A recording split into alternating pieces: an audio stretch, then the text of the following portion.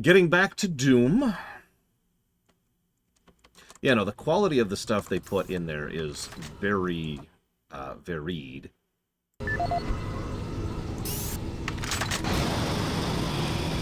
Oh god, right, I was stuck here at the oxygen section. Right. So I don't actually know where to go here. So let's just try some things and see what happens. Breathe, breathe deep, breathe deep.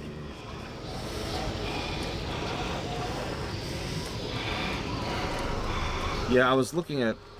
Yeah, of course. Okay, so we cannot go there. We actually did Blade Taval, but it sounds like they haven't changed. Okay, so that's a thing, but I don't know how to get up there. Okay, so we're dead, so we're going to reload. It has something to do with the fact that the pressure difference between the air in your lungs and the outside vacuum will cause damage to your lungs as it forces it out. If I'm remembering correctly, Brigwin would actually probably know about that better than me, because she's much smarter about scientific things like that. I know there's also other things, like, you know, liquid, boiling, all sorts of other fun stuff that can happen in the vacuum.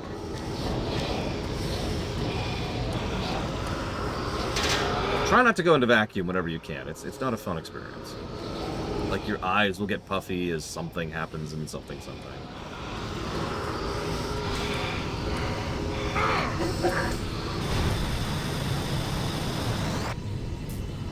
Now we wait an uncertain amount of time while we wait for the oxygen to come back. Maybe I missed something in here. Hang on.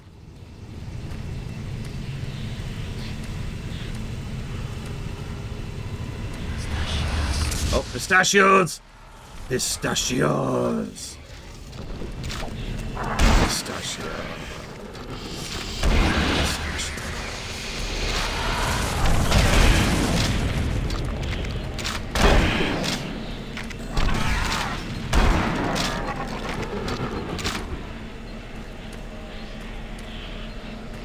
The super shotgun?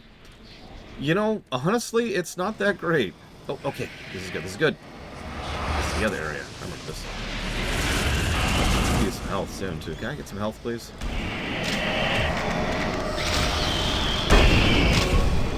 Please.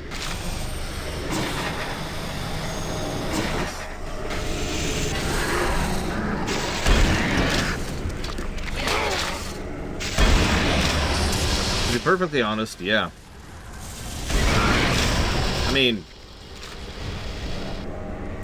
Hang on. This will not take me long. Let's do a direct comparison, shall we? This won't take long, I swear.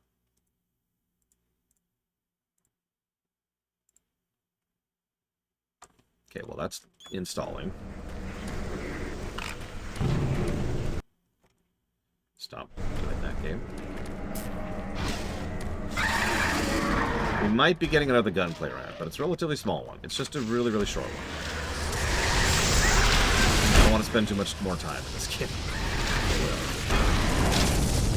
They've definitely increased the number of enemies in this expansion, that's for sure.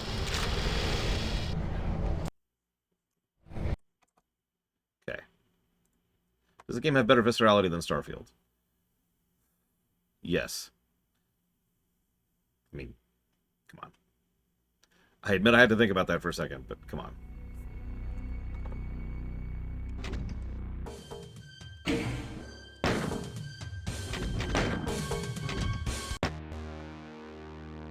Okay, so I want you to listen. Just listen, okay?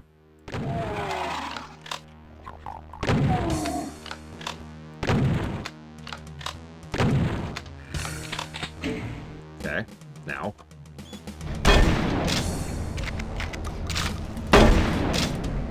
Do you hear the difference? Now that's pure audio. But even just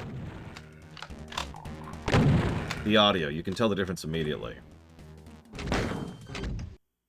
The audio of the Super Shotgun over in Doom 2 is very bassy. It's very brief. It does that thing, I forget what it's called. But if you look at the waveform in a sound file, it does this thing where it just cuts itself off very suddenly. Boom! Like that, right? Whereas this thing, you hear that echo keeps going? and it's much higher pitch. Now, this isn't necessarily a bad gun sound, but that's the point. I'll tell you exactly what this sound is. This is a pistol. And I know that sounds really strange, but it's true. If you've ever fired a gun in real life, you know, this is roughly what firing a gun sounds like. Yeah, or a low-caliber rifle. Which, yeah. Having fired a shotgun in real life, even with the mufflers on, this isn't even close to what that sounds like. Yeah, that nice deep bassy blunk. Much more satisfying. Oh, thank God, healing. And I wasn't even going to get into the other things that Doom 2 does better than this. In terms of just general gun play.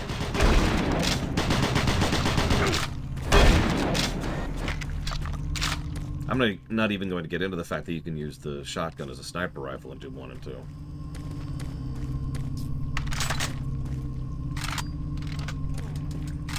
I even have the SMG right now? Oh, there it is. That reminds me. If you remember, one of my favorite guns in Doom 3 is the plasma rifle. You notice what gun they haven't given us yet in this expansion? I'm not even sure if they're going to. Are we Doom Guy? No. We're not even Doom Marine. Doom Marine was in the vanilla campaign. I actually looked it up. We are called the Engineer in this particular playthrough. Unless I was misreading. In which case, please correct me. But you can only correct me if you tell me I'm literally Hitler.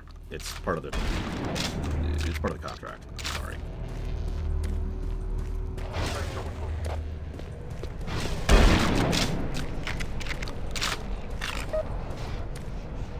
I was about 3 seconds away from praising this game. So they started a guy behind some cover, and they give us cover, and I'm like, oh, an actual set piece for advancing. Then he immediately lunged out of cover and started walking around the crates to come get at me. Anyways.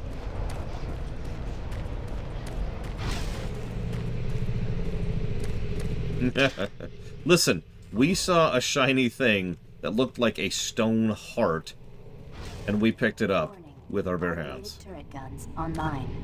I don't see any problems with that.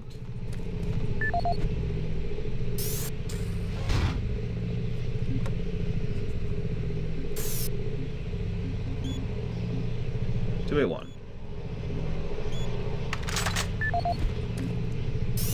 I grab parts all the time because I play Zelda games. Attention, automated turret guns offline. Service bridge now operational.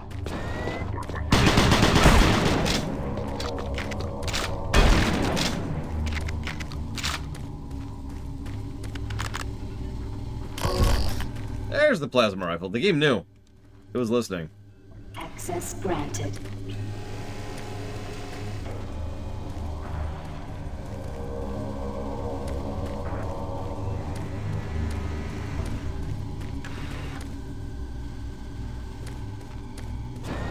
I guess we go back out now. So you didn't see it because nothing happened, but I really did just reach over and hit the M key randomly. And I was about to hit the tab key, because nothing happened when I hit the M key, before I processed that there's no map.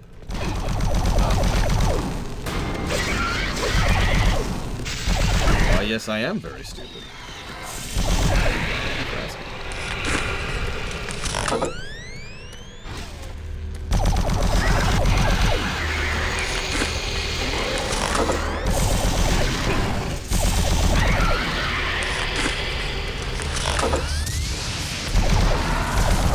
Pistachios. I cannot hear that word without thinking of Back to the Future 2. It's not automatically a negative, no. It depends on how much it affects guidance and navigation. Honestly, the base game was worse about that in several respects than this one is. Sorry, maybe? Hey!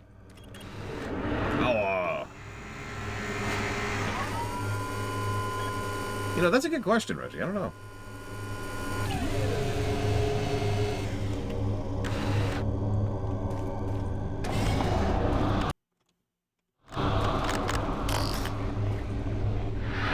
summon Soul really quick. There we go. Oh god, Mr. Ed, why would you torture me? That screams boss arena.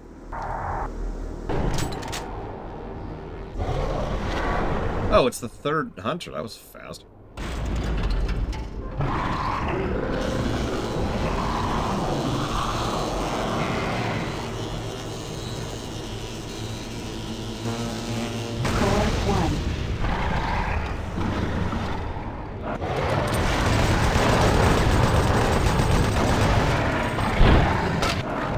Oh, there.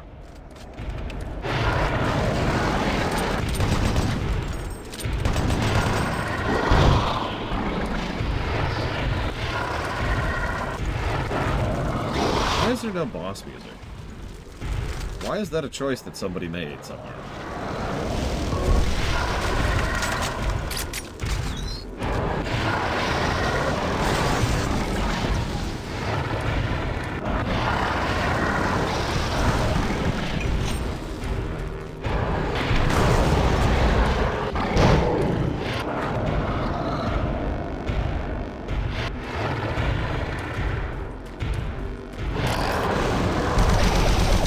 I know, I tend to come down on music in games a lot, but I'm legitimately confused here. In a horror game, it makes sense to have no music. In a game where audio is part of the game design, it makes sense to have no music. Why do you have no music during a boss fight?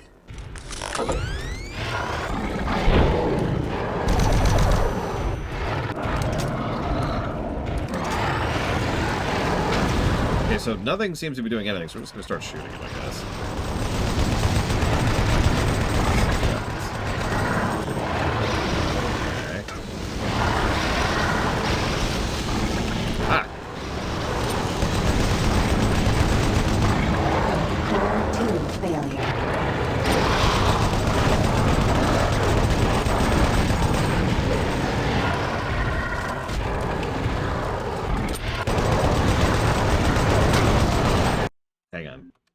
I can fix this. I can fix him. I can fix him. Just give me time.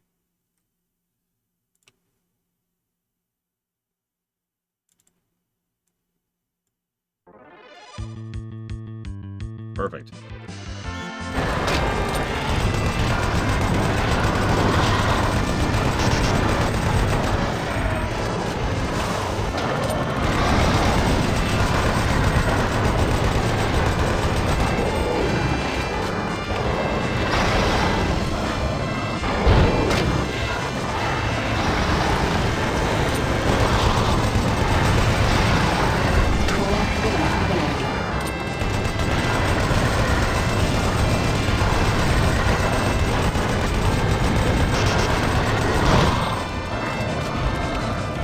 I don't think he can handle stairs. I just realized. I don't think he can handle the vertical plane.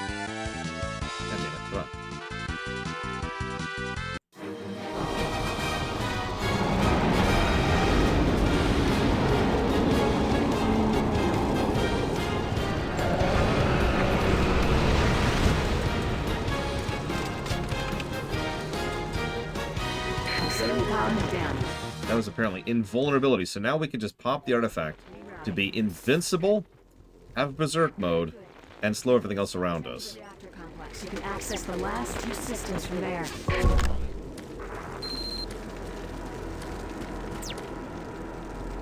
Fuel.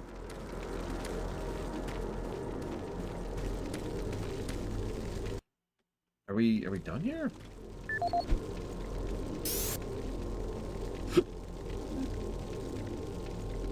Okay.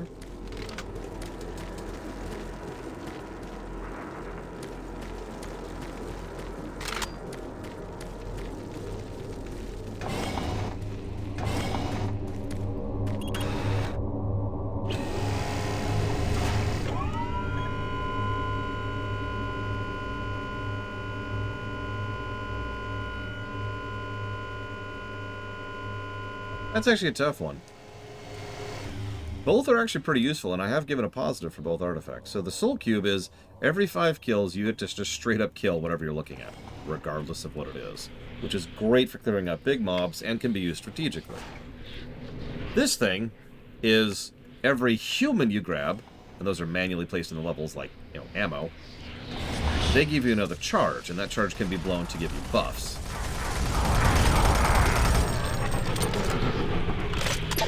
Both of those are kind of equally useful, really, just in different directions.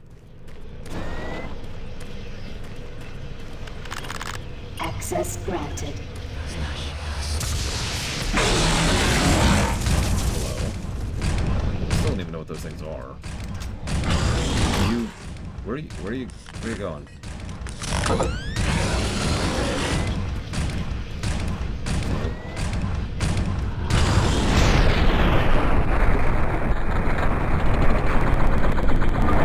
Help you? Are you okay there, buddy?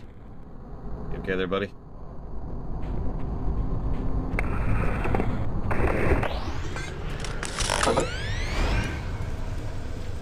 Probably the only complaint I have about the artifact, and it is a very minor complaint, is that I have to actually switch to the thing to pick up ammo for it. Like, watch, I walk over this soul and nothing happens. I have to actually pull up the artifact, yum, yum, yum, and then I can go back to, oh, god damn it, and then I can use it on accident.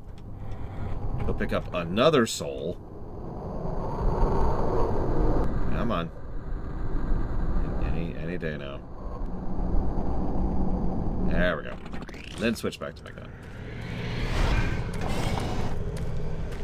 Yeah, but Jurgo's just having a really dull day at hell, okay? I don't know, I like both, but...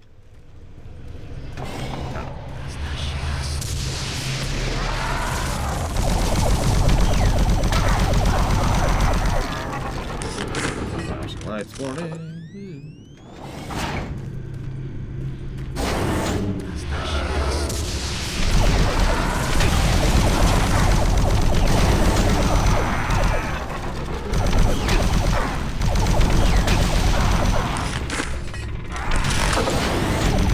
To my knowledge, those ammo charges for the...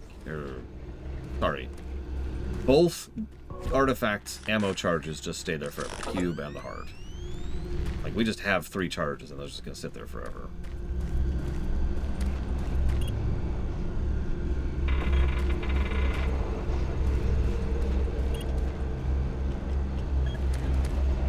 Well, I think it wanted me to go to the Skytram. Pretty sure that's what it said.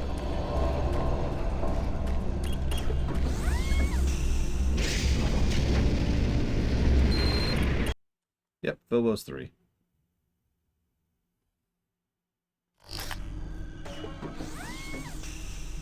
We actually have tried the Mechanicus test, and several other musical tests, believe it or not.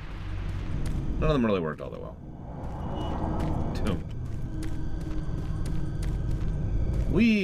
I've been chewing on that idea for a while. I can't give a negative for lack of gameplay cohesion. Ignoring the obvious fact that it kind of goes against the principal point of the review system for the game, and how it uses what came before narratively. But, like, that really does just open up a colossal mess of wires when it comes to it, right?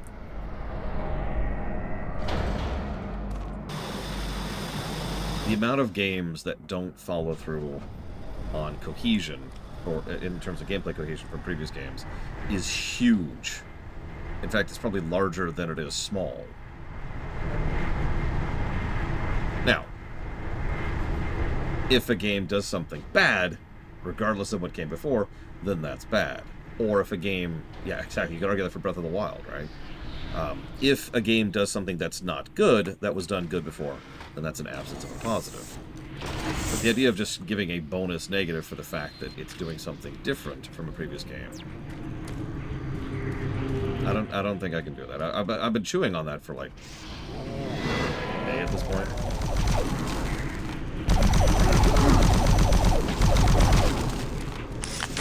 Obviously, reviews are subjective, blah, blah, blah. But that would also get into a very heavy circumstance of, well, what is what qualifies as worse. Oh, that's hard on the ice. That's hard on the ice. Let's get out of this realm. Oh, there we go. I actually know someone who would dislike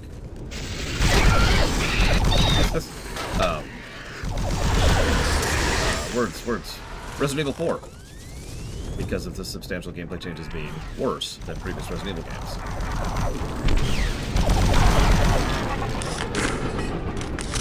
Or, to use the recent complaining, FF16, which isn't an FF game. You know, a lot of games do variants in trying out things. Well, I mean, this is a bad example, but the Sonic series would also qualify into this.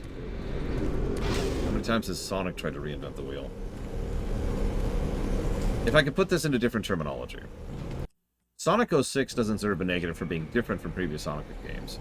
It deserves a negative for being bad. In my opinion. Ready?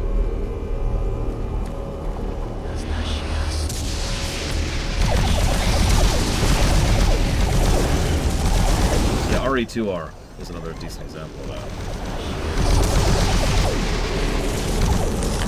Don't mistake me, in a reality sense, I do understand the desire to have a burger when you go to a burger joint. I understand that argument, I really do. But I think for the purposes of a review, we can't establish such a precedent.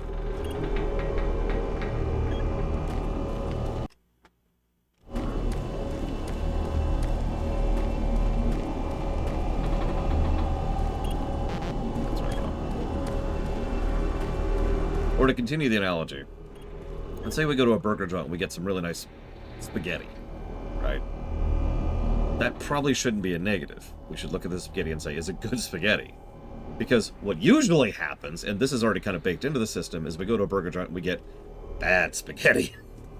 I mean, I'm sure you've heard the rule, or at least are aware of it subconsciously. You don't go to a Chinese place and get a burger, right? You don't go to a pizza joint and it's in order to get their fries.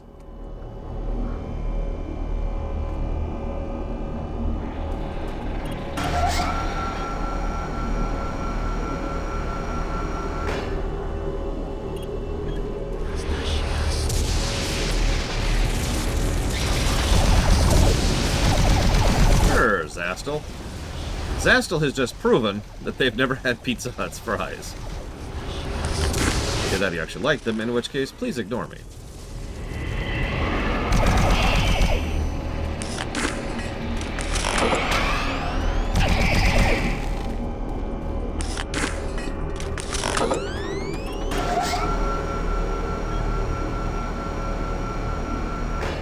Years ago. So the U.S. Pizza Hut was pretty good until about 30 years ago is about right.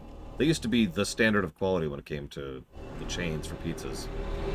They are currently what I would consider to be the worst chain in the United States, as in the actual bottom.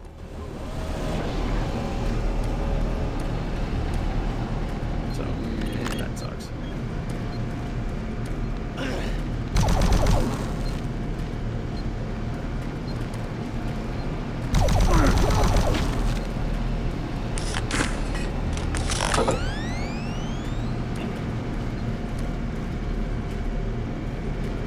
Cheap bread, not properly baked, way too greasy, if you're wondering.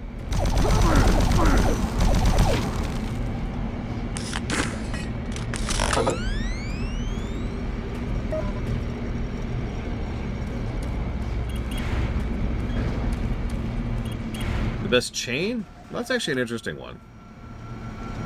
So, it kind of depends on what you're after, and it kind of depends on the individual place in question. But it's generally between either Papa John's or, of all places, Little Caesars. I've never even heard of Hunt's Brothers. And you're probably wondering, how the hell can Little Caesars possibly be that good? Here's the deal. Little Caesars is a lot like Subway. There are only two types of Little Caesars. Really good, or really bad.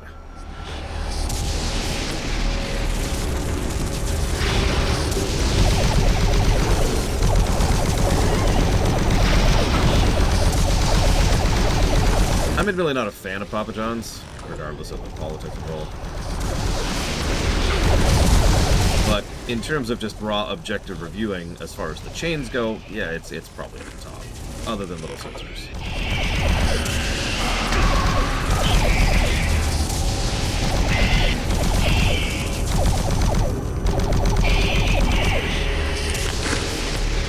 Domino's has been going downhill pretty hard lately, and I can even explain why. Not too long ago, about 2 years ago, I was ordering food from the Domino's, and by all accounts, the order was canceled. So that was weird. After like 40 minutes, the order was just canceled. Oh well, it's whatever.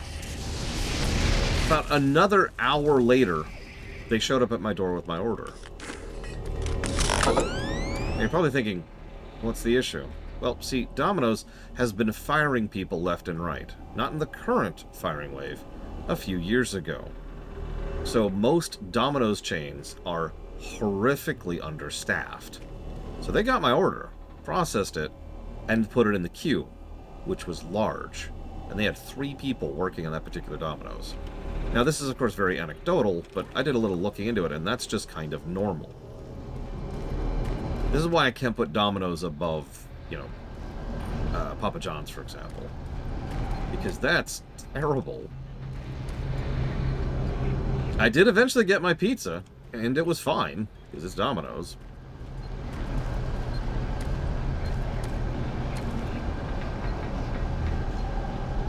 Unfortunately, I've never even heard of Angelina's. So I have no idea, Zactevd.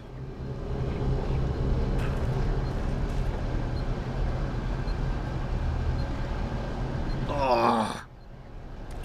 But yeah, franchises are franchises. It's always going to... Get out of the way. It's always going to depend on which specific franchise you're going to. Which specific building. So for any story I tell you about how horrible insert place is here, you could probably think of one personally, which is much better, and vice versa. Okay. Oh yeah, bad Subway is barely edible. Like, I wouldn't feed it to their dog edible, and I mean that. Commencing main reactor shutdown. Good Subway is so good, I crave that stuff. Minus 10, 9, 8, 7, 6, 5. I haven't had a round table since the West Coast, but yeah, I remember round table fondly. Granted, that was also the 90s. The 3 systems you've already brought offline, but it still isn't enough. You'll have to shut down the life support systems for this base. You can't think twice about this. It's more important than any of this. I'll contact you again once the teleporter grid is online. Okay, I'll go shut off the life support. Oh, hit me, Ross.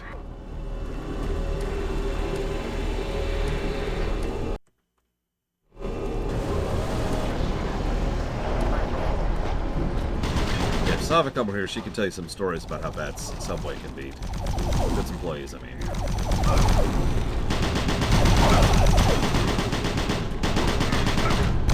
Subway's also uniquely terrible as a franchise in the way it treats its franchisees, is what I mean by that.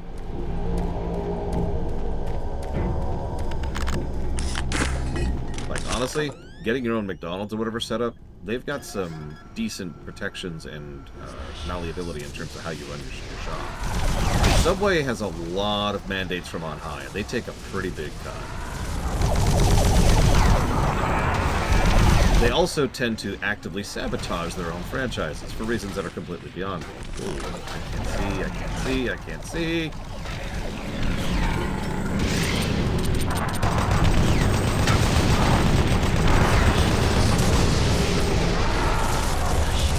Hear it.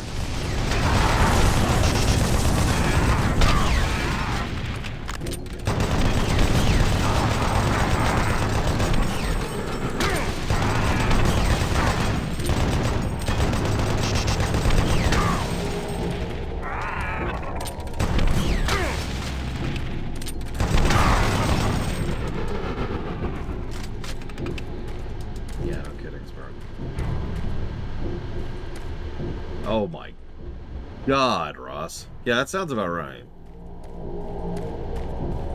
Fun fact, right now, there is a legal battle going on about the legality of that kind of, I forget what it's called, but it's a form of price fixing. Like Wendy's was trying that just a few months ago, actually. They were trying to really push that. The problem I was having, look, sure, I can have this while fighting, but that's not really helped my visibility, because the main issue I was having was I was getting knocked all over the place by the pinky, which was pwah, pwah, pwah, and you get it. Yeah, dynamic pricing, which is something that, I'm going to be very blunt, should not exist. Let's be very, very clear. The only reason for dynamic pricing to exist is to make more money for doing no extra work.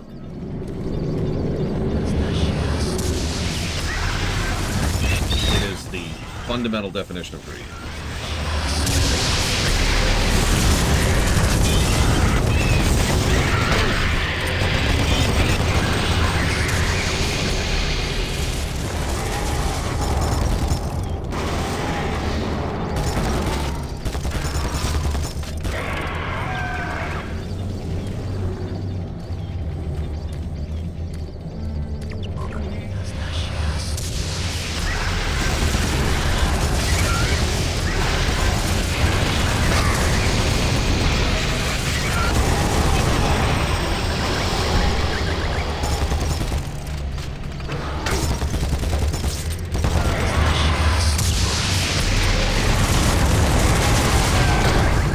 California is more worker-friendly than some states in this union,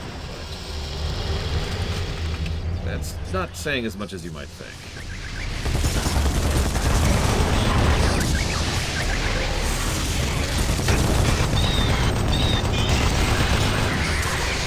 Don't even get me started about that one. There's a specific rule, which I, of course, can't think of the name of right now. It's a law that was set in place decades ago, which has been completely screwing over nautical trade on the West Coast for decades, which is also directly contributing to things in California being more expensive than they should be. Although the real state that's been suffering from that one is Hawaii.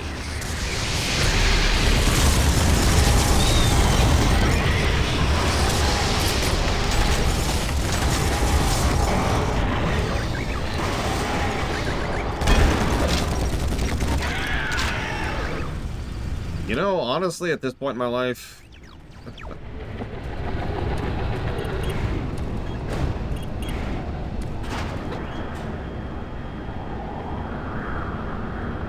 jeez Louise, G-Juice. I'm glad you have power back at all. I'm glad hundreds and hundreds of talented and dedicated people exist to make sure that things happen like you getting your power back. Something I have to remind myself of periodically.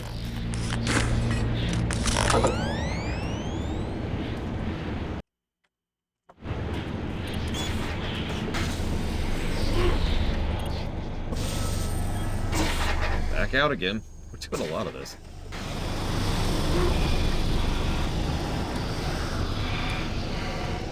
Yeah, how long did it last, Juice?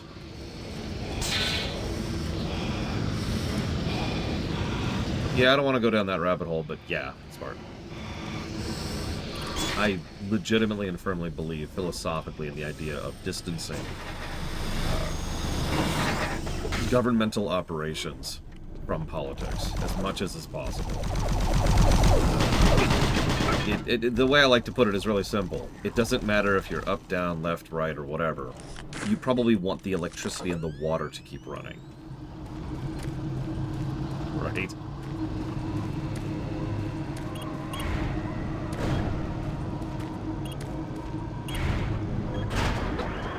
Once you shut down life support, you'll have a limited amount of time to bring the teleporter online and transfer to Delta. You're on the right path. I'm more certain than ever that the Tribute is somehow behind this. He's reaching out from the grave in one last desperate grasp of power. You need to end this.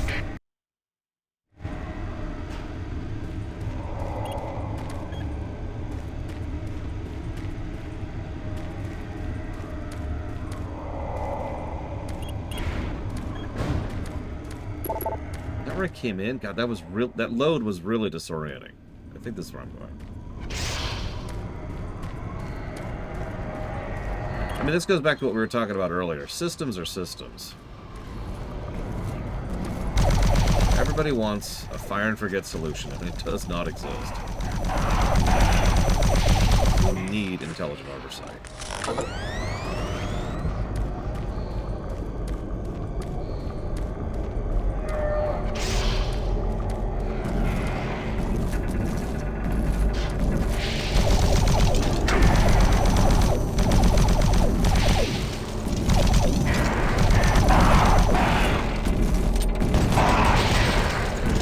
I said it earlier, G-Juice, the game's scoring better than I thought it would. Okay, guys. I'm just gonna chop this off right here. Do not discuss political ideology at the moment. I apologize for bringing it up.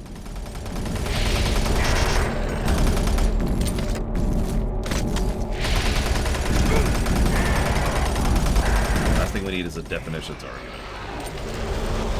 If we want to have a definitions argument, let's define RPGs.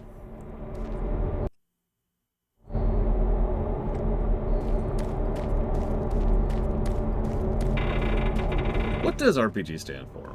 The gun. Rocket, ballistic gun? No.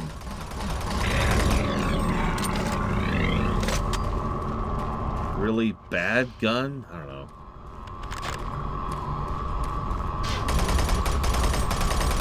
Rocket-propelled grenade. That makes sense. I like really bad gun, though, personally.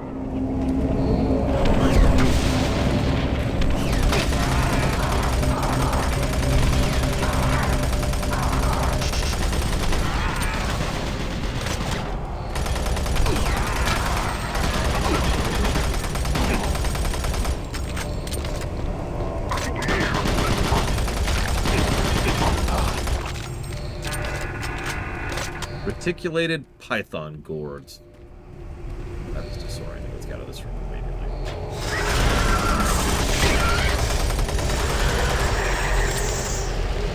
During my lunch break, my niece came home with a book about reticulated pythons. And she was so excited about it and she wanted to read it with me. Now, I didn't have time during the lunch break to read the whole thing with her. But we ended up going through a few pages, and she's getting so good with her reading.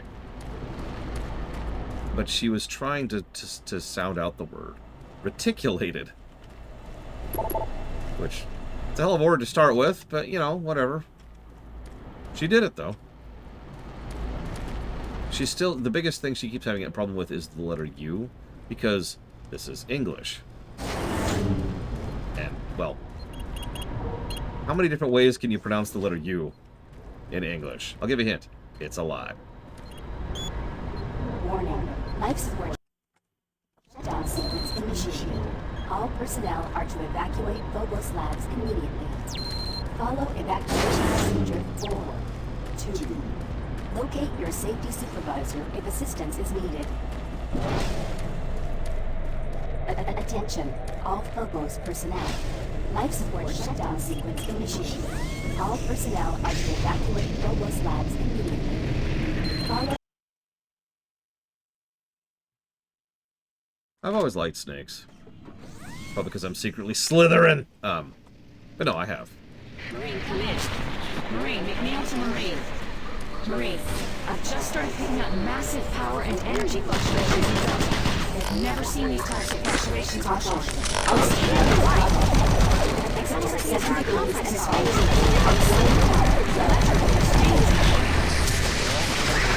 What? Yeah, I joke, but that's the first time I legitimately wasn't able to tell what she said. Something about a power increase, and that's all I caught. Transport systems offline. Auxiliary power low. Restore main reactor immediately. Caution. Oxygen levels dropping. Temperature 7 degrees and falling. Auxiliary power low.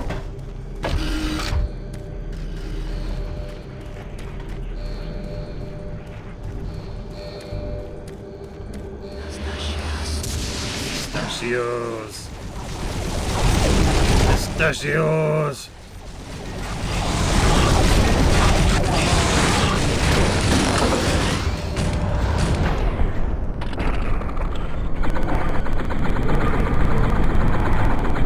I just wanted to juggle his head there for a second. Juggle the head. Oh, the second one. Juggle the head. Juggle the head. Oxygen levels double. 7 degrees and falling. Oh god, year and a half, I want to say, Russ? It was really short by modern standards. But even for the time, it was relatively short.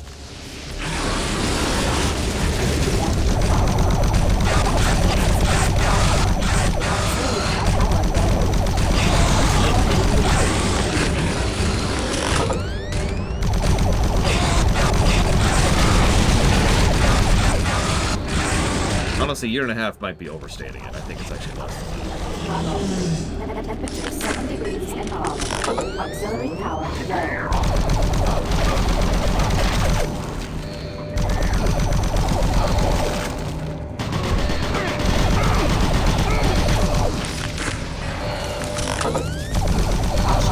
Oxygen levels double. Temperature 7 degrees and falling. Auxiliary power. Yeah, we're dead. Yep, they finished so far ahead of schedule, they added an entire other thing to it. Marine, come in. Marine, make me out to Marine. Marine, I've just started picking up massive power and energy fluctuations in Delta. I've never seen these types of fluctuations before. This can't be right. It's almost like the entire complex is phasing in and out of some kind of electrical exchange. Got it. We're merging into hell. Cool. Chrono Trigger's a weird one because they developed Chrono Trigger alongside FF6, Secret of Mana, Parasite Eve, FF7, and Xenogears.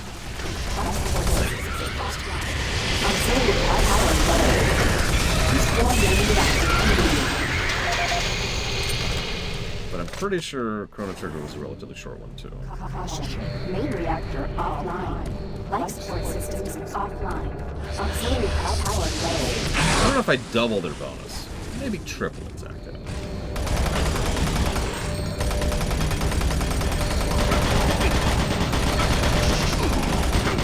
Caution. Oxygen levels double. Temperature 7 degrees and falling. Auxiliary power low.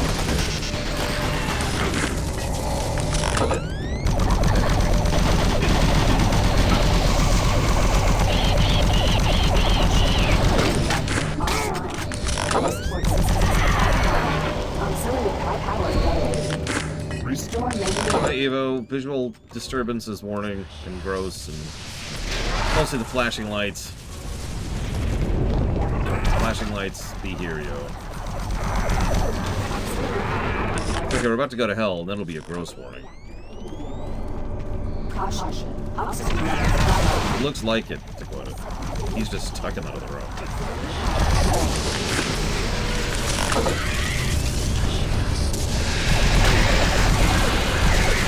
Fine.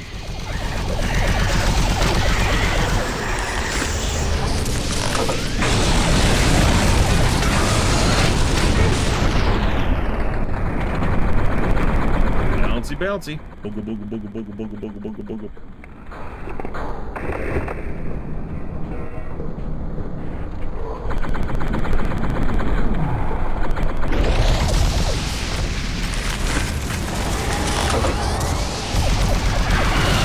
Out of my way.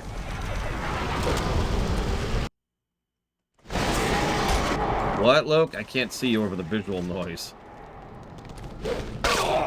Dude, you mind. I seriously go all this way for nothing. Yeah, just the whole game is an epilepsy warning. That's not even a joke. Just the whole game. Epilepsy warning, the game. Any issues, do not play.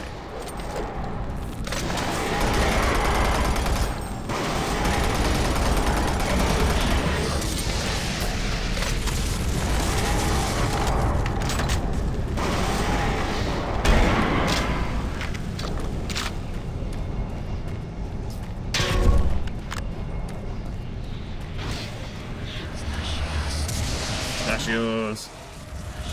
Pistachios! Pistachios!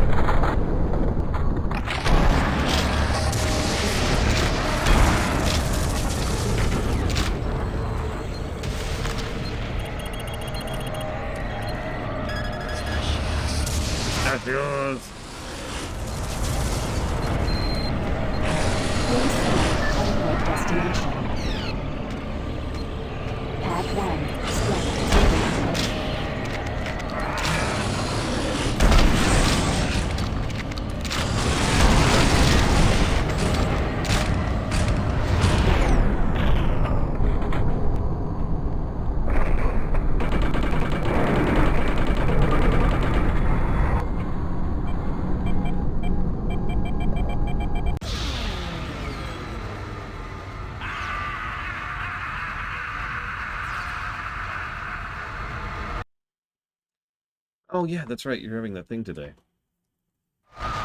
Whatever it's called, Evo. I do hope you have fun at it.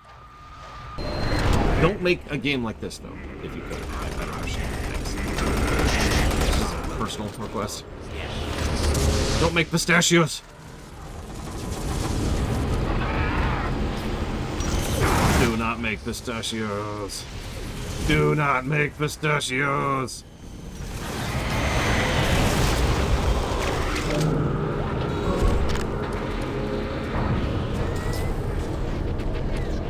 Primary system.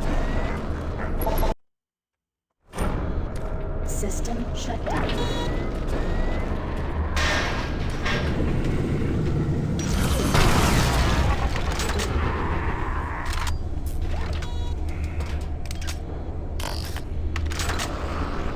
Super shot.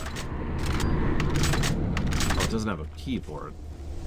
Oh my god, I would kill all the demons of hell for a pistachio cheesecake. And also for fun. No reason whatsoever.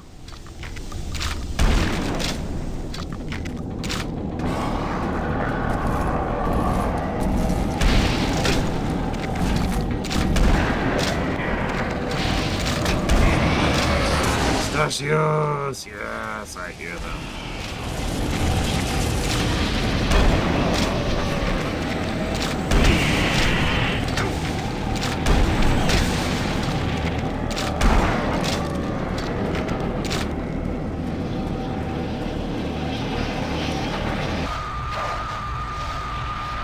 You have to do this each time, game.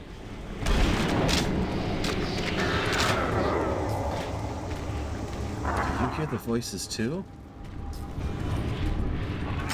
Oh. Souls. There's one earlier. There's souls. The other souls. And now we're just randomly teleporting. Well, randomly is the wrong word. In lore, we're probably randomly teleporting.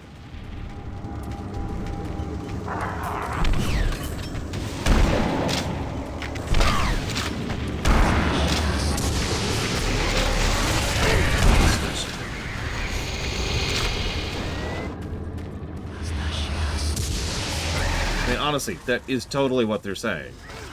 I don't care at this point.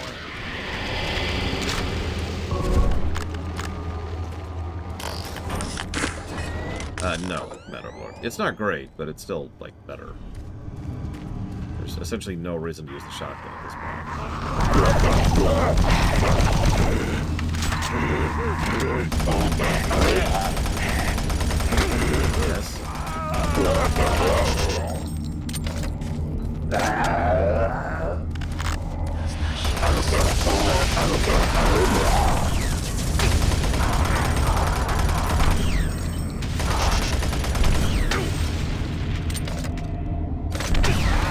Evo, have fun, take care, make lots of games. Remember us little people when you become rich and famous.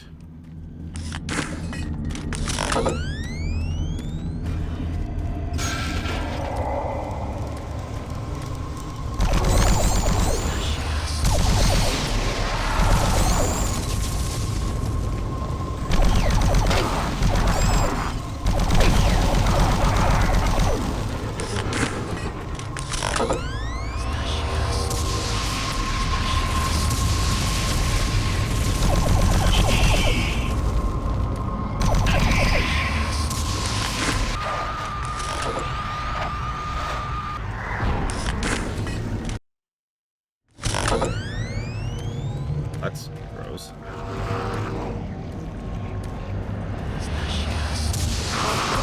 Not even in hell yet. We're already pretty gross.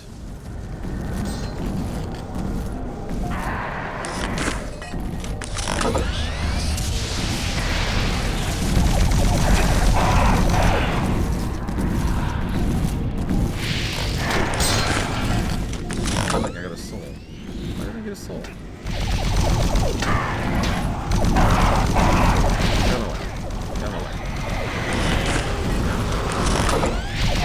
Out of my way.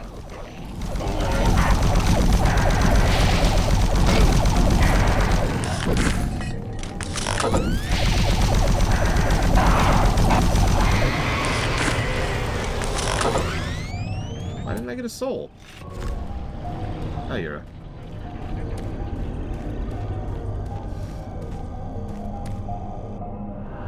His soul? Nope. No, we're Resident Eviling right now, Yura.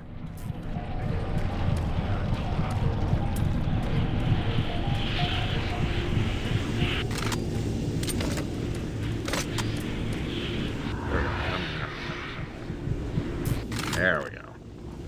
Hatrathon. Over there.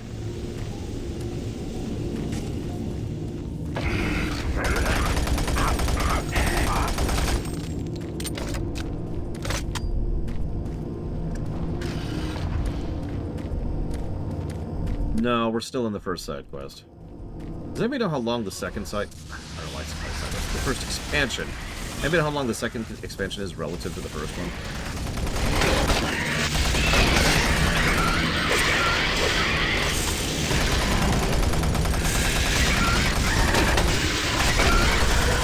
Even roughly.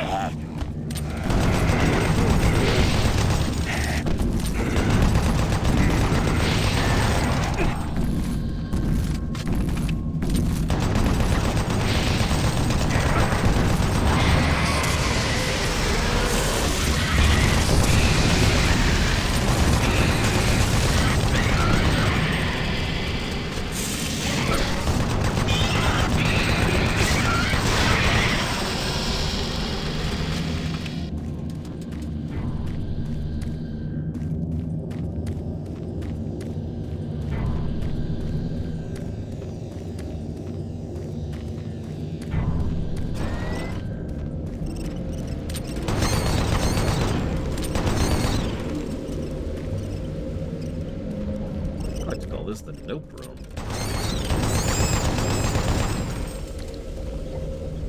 It's a big old room filled with spider webs. And crabs for some reason. I don't know what that's all about.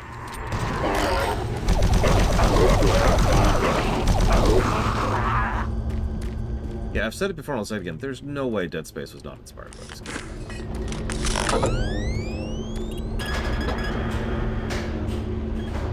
Right? I mean, come on. I'm out of armor for the first time in a while. I just noticed that.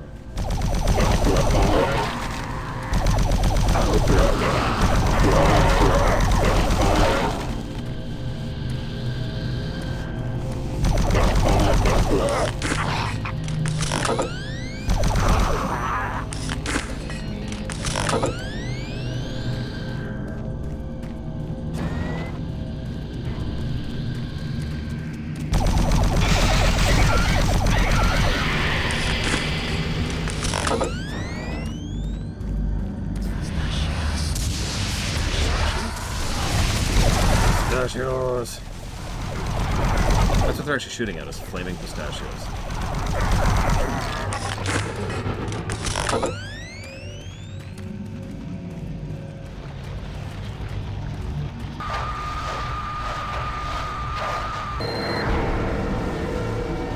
Oh yeah, portal to hell. Sweet.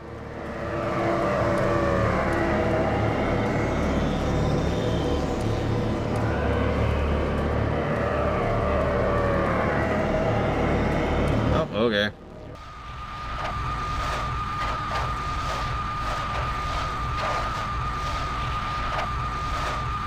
This is a really, really long trachea. And we're in hell. Cool. Nice place. A little less gross than where we just were, which is kind of weird when you think about it, but, you know. I'm with it. 1 moment, please.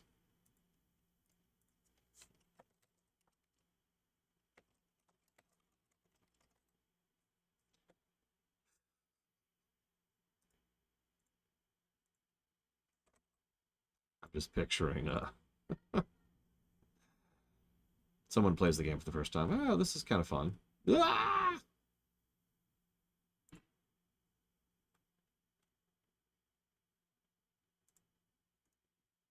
Okay.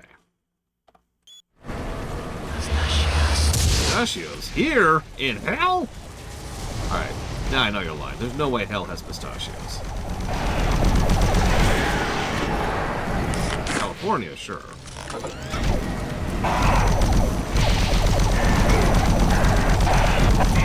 Look, I know it's kind of a meme, but for real, what they're saying sounds so much like pistachios.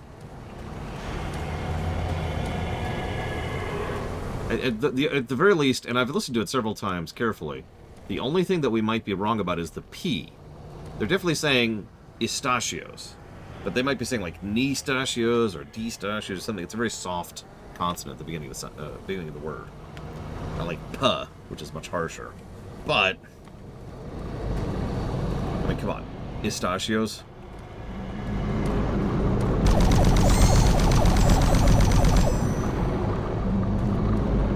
Wouldn't you, Trithon?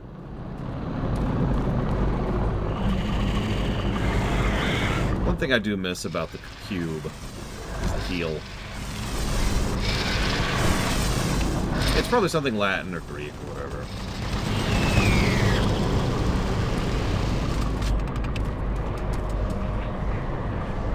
Ugh, probably. Excuse me. Big fat tacos. Big fat tacos. So big.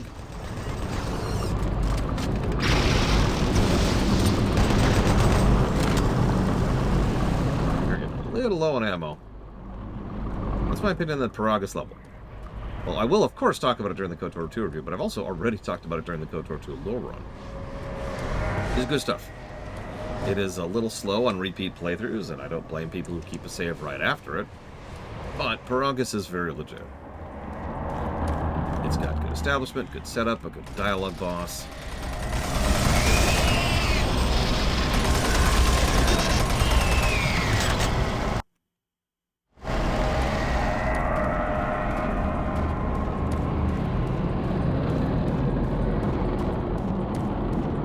Oh, thank God.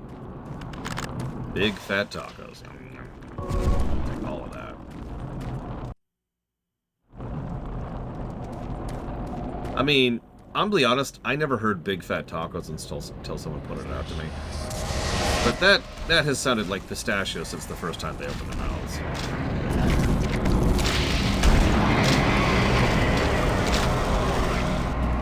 That does not surprise me, Trithon. It's a shame I can't reach out to the developers and be like, so what are they saying?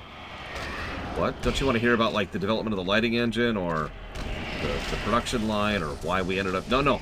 What are they saying? I'm here to ask the real questions, thank you.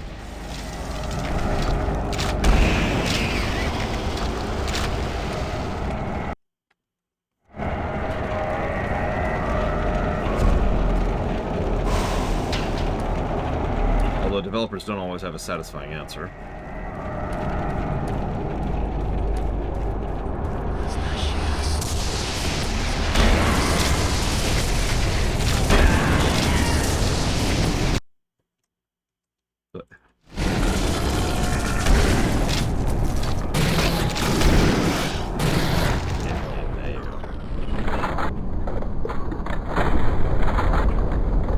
Screwing around with the Mancubus in a narrow corridor.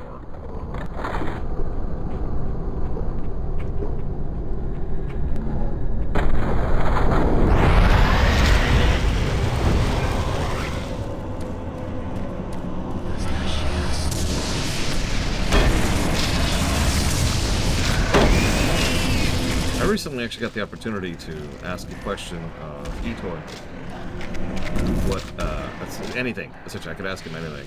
And I have to admit, when put on the spot, my first reaction was to freak out because I couldn't come up with anything. I felt that pressure, if that makes any sense. I felt that pressure to come up with something worthy of their time. Probably because I'm actually a good interviewer as opposed to most interviewers who just waste the interviewee's times and make everything frustrating and don't get trusted information or do any actual journalism or anything like that. So I was trying to come up with something worth a damn. The question I came up with I didn't really get an answer for, of course. But still, I just wonder how many people who actually do those kind of interviews have that same kind of pressure at the beginning of it, like, oh god, what do I ask? I need to interview Linnea Ruth about her singing. How do you sing? And then you're like, no, stupid, Laura, it's a terrible question. Come up with a better question than that. Okay. Do you like singing as a way of expressing yourself? And you would just, if you've ever paid attention to any interview ever, you notice a lot of the questions they ask are that same kind of drivel. Like you could just tell they could not come up with something to ask, so they just came up with anything.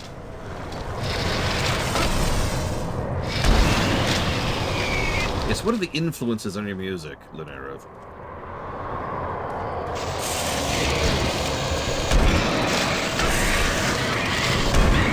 That begs the question. If I record Pistachios and play it backwards, what does it sound like?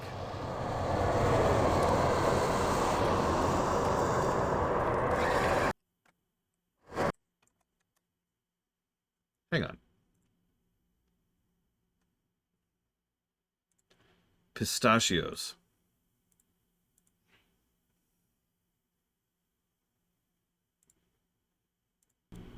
So you shot. Nah, it doesn't sound like anything. Okay.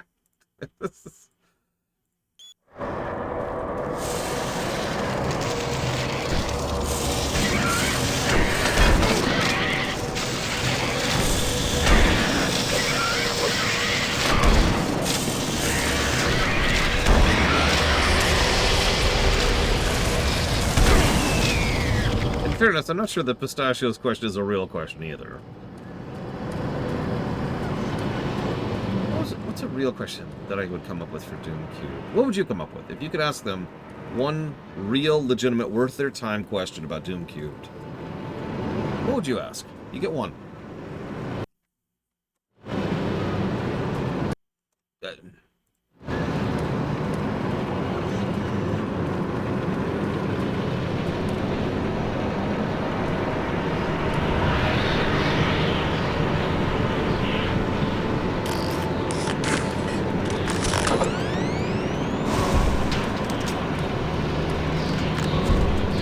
No, I actually vetoed it.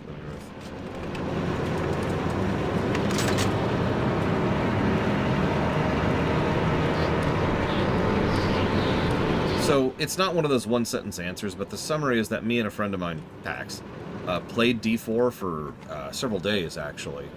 And across both the story and the gameplay axis, we hated it so much that we decided to never go back to it again. So, I guess there is a one-sentence answer, and the answer is everything. But I feel like that's being a little bit dismissive. Ooh, that's a good question, but why the damn lights and what drove them to make it so hard to see in level design? I feel like I could answer that one. It's probably to try and build up the horror aesthetics, if I were to guess in the middle.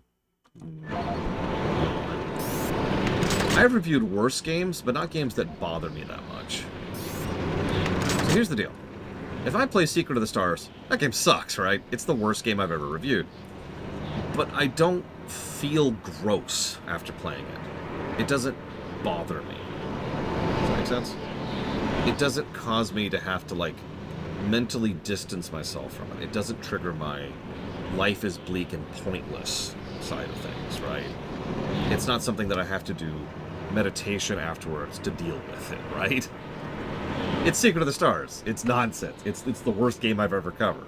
Cool. Diablo 4 is bleak. Really, really, really bleak. And not very fun to play. But really, the story axis is the main reason I decided to go into utility.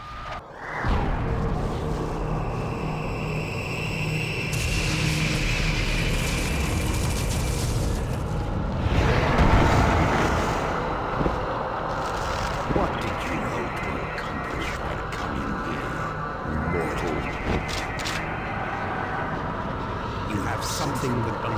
to me. And I want it.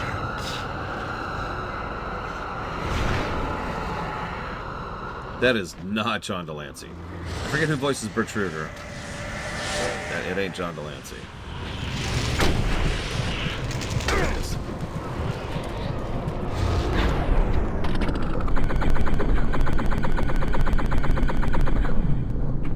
Not sure if that's actually doing damage.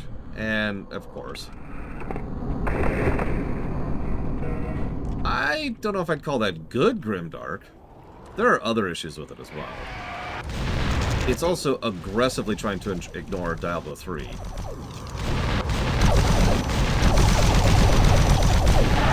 Some people would say that's a positive thing.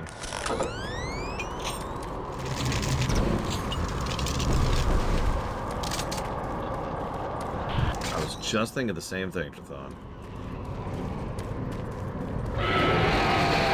How so?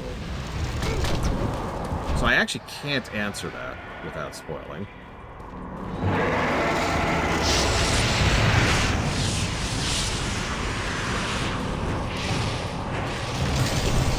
Well, I think D4 is a pretty bad game, too. Again, the gameplay access is terrible. It's really sad when a game isn't even fun co-op. I can enjoy bad games with co-op. D4 was just miserable, even in co-op. But again, the story axis is why it's vetoed.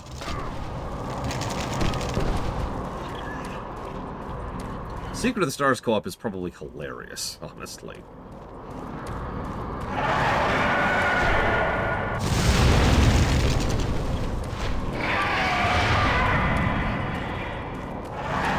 It was more like D4 is like... Imagine if you took the surface level of D3, threw some grain filters onto it. Sorry, I shouldn't even start with the insulting. Take D3's core combat, throw it out the window completely, and instead have a combat system based entirely around old, outdated, and irritating interface and structure that even D2 did better. We've got D4.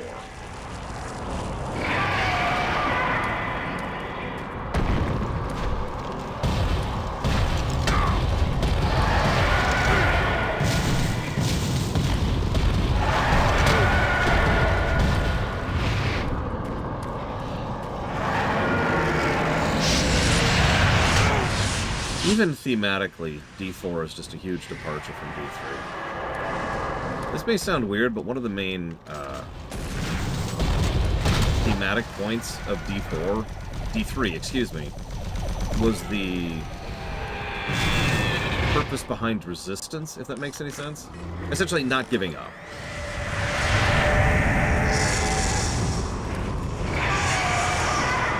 There's a woman in Act 2 of Diablo 3. Most people probably don't even know who I'm talking about. She has no quest marker and no other indicator that she's a significant story NPC, but as you go through Act 2, her dialogue changes bit by bit to indicate that she's, going through her own character arc, right? She is one of the wealthy, rich people who was under the old court of the Emperor. She has been cast out. And she has decided that based on that and other things recently going on, she's decided to go ahead and die. So one night, she went outside and just sat there and waited in the dark without protection or defense or anything, allowing whatever thug or bandit or whatever was going to just come and kill her and take her stuff. She waited there all night. Nothing happened. She took that as a sign. Later on in the act, she's wearing different clothing, much less fanciful clothing, and she's decided to take that idea and run with it. And now she's going to make a second go at having a new life. I should also mention the writing for these sequences is actually really, really good. So, yeah, that's D3, right?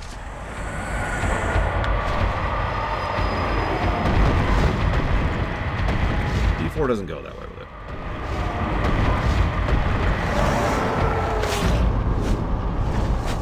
Are we dead? Did we die?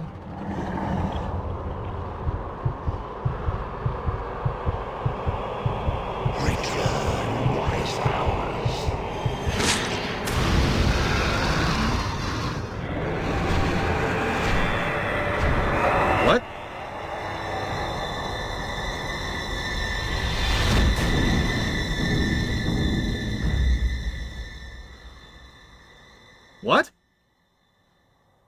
Marine? Marine, welcome home. What?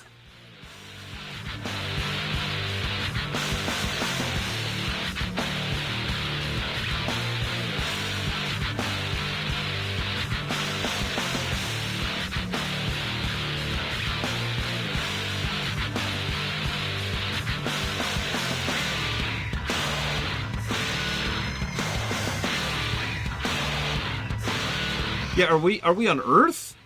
Did we get kicked back out into Mars, or did we go to heaven? Because remember, Elizabeth probably died too. She was back on the station when they turned off the life support so that we could go through the portal. So she's probably dead. So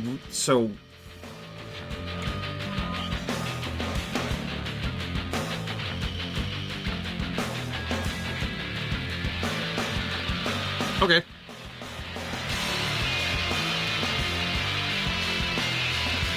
So let me guess. He's Urdak. Oh god, he's in Urdak. It's always case by case, Czar. It depends entirely on the specific case. If someone wants to argue for something to be part of a block, then they have to make a case. That's all that boils down to. Yeah, okay, of course, alt-tabbing. You too. That's... Yeah, exactly, Lunareth. Like, imagine that same story arc I mentioned with the woman. What would happen in D4 is she goes and she's like, I'm ready for death. But then I was survived, and I've decided to give back to the world. And then she'd be horribly killed, and then turned into, like, some kind of abomination. And then she would, like, have her soul restored to her while she's in the abomination form, and she'd go around mass murdering people left and right to get revenge upon them for daring to hurt her. And then we'd meet a little girl whose parents were killed by her later on. That's D4. It's almost cartoonish in how bleak it is.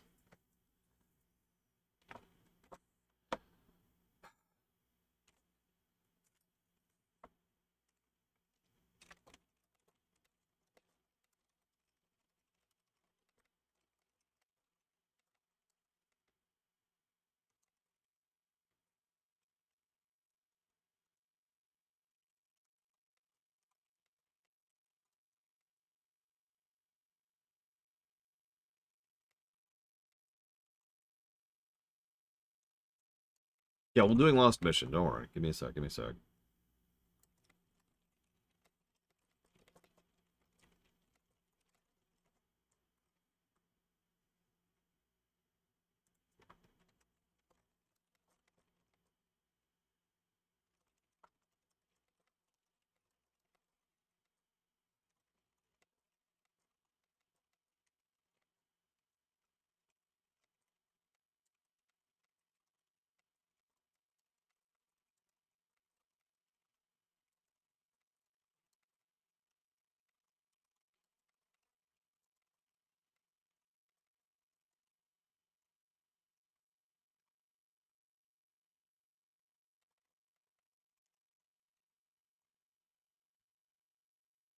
Yeah, this was an expansion.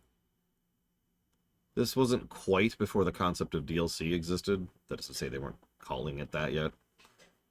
Or rather, they were. You know what I mean? They were calling it DLC, but the term hadn't really taken off yet. So this is an expansion.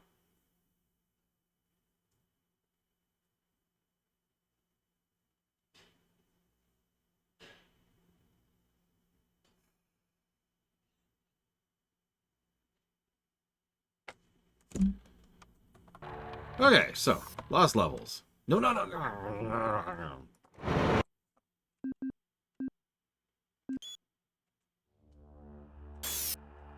Lost Levels.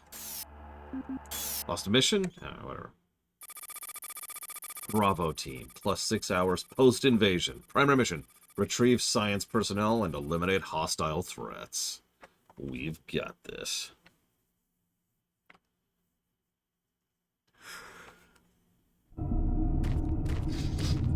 Bravo team, entry secure. Move in to take positions. Quiet. Did you hear that? This is Lead. Give me status. Always clear. There's nothing here, Sam. What the hell? Son of a bitch! Lead, I'm swinging around left. This is the same cutscene from Vanilla.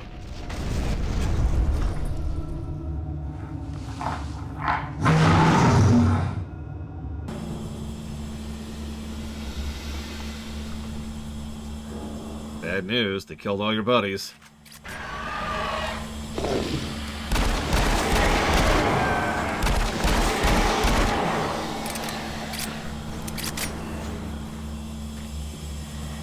Okay.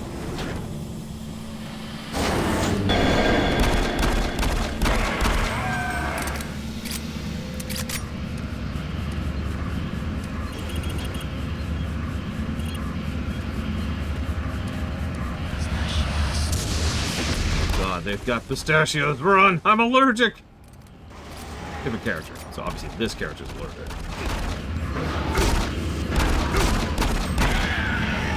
What's the name of that enemy I just killed? Does anybody know? Little teleporting guy.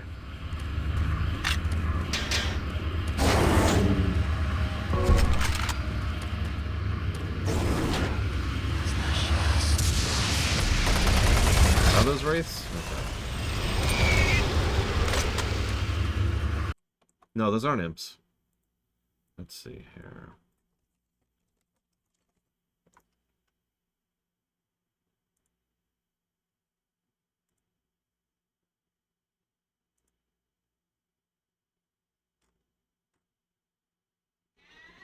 Apparently they're specifically called nightmare imps. Oh no, they are called wraiths. My bad. Yeah, here we go.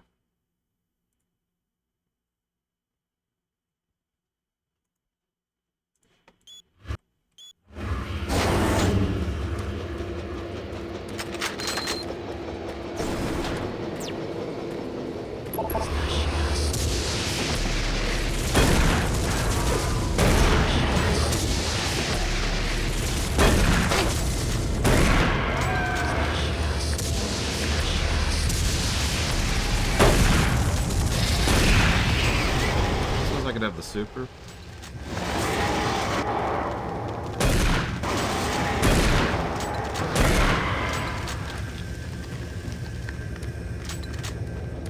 Sometimes you feel like a nut.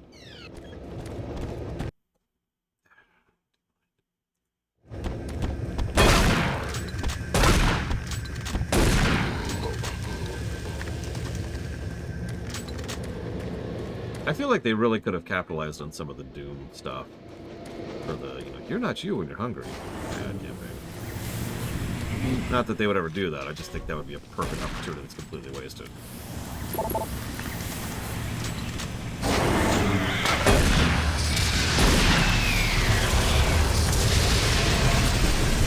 You had your ardent energy for the day.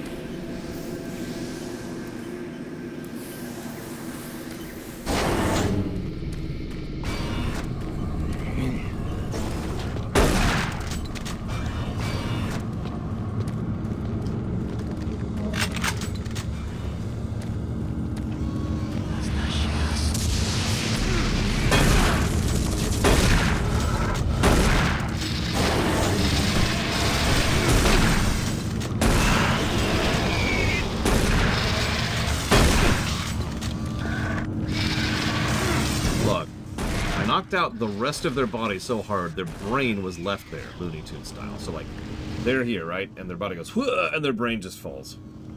Completely unaffected by it.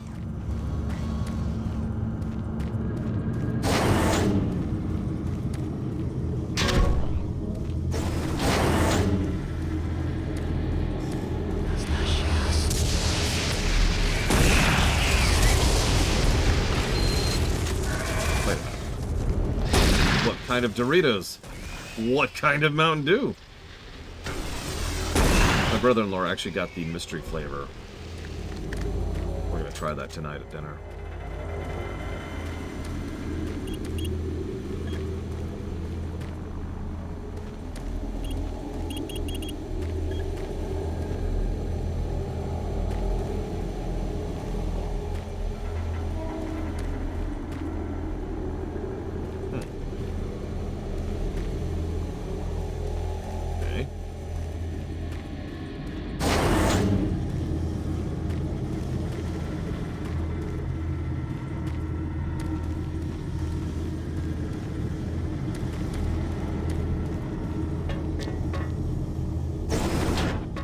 There was one Mountain Dew flavor they had. Steer, I want to say. It was pretty solid. It was one of those really wild flavors. The one where, like, package art where it looks like someone had a seizure while drawing it.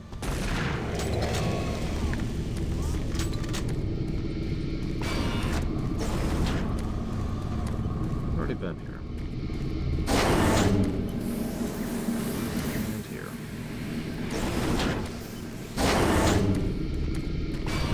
There's nothing in here?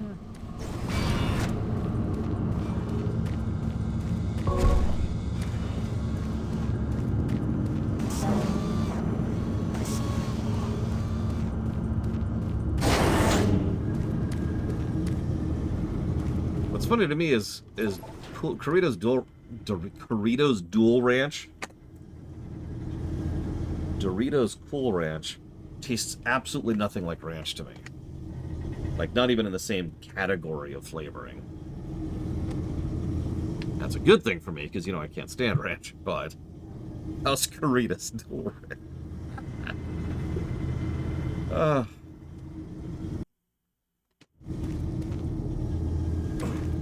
So while we're here, and I'm lost, how are we feeling about the replayability of this game?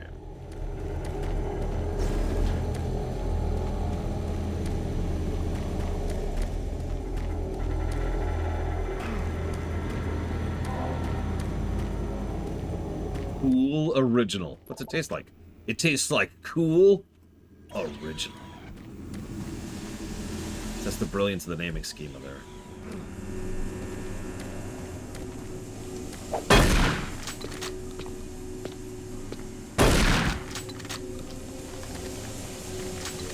Does it even keep track of 100%ing? Like, you know, do 1 and 2 do?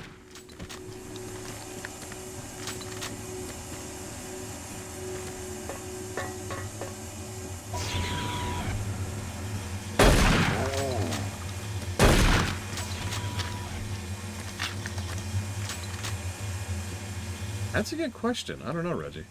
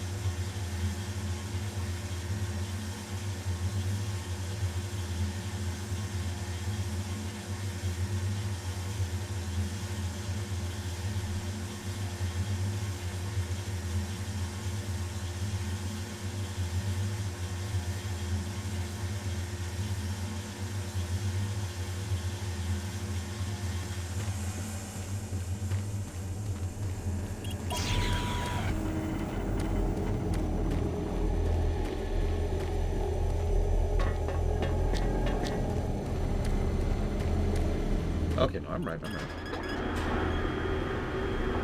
Doubting myself there.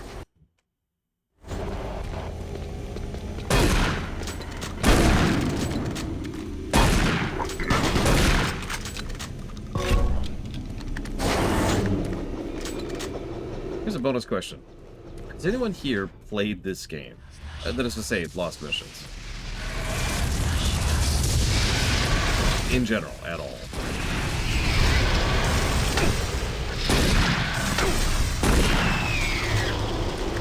Part of the reason I'm asking, and Plutonia rendered this earlier, but I have also seen this for myself, there is a weird absence of information about this thing at all, like on every level.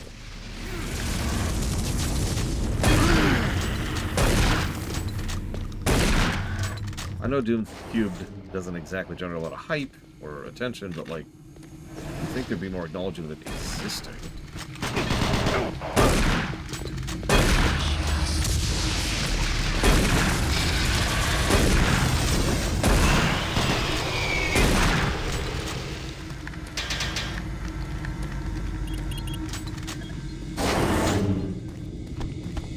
weird. It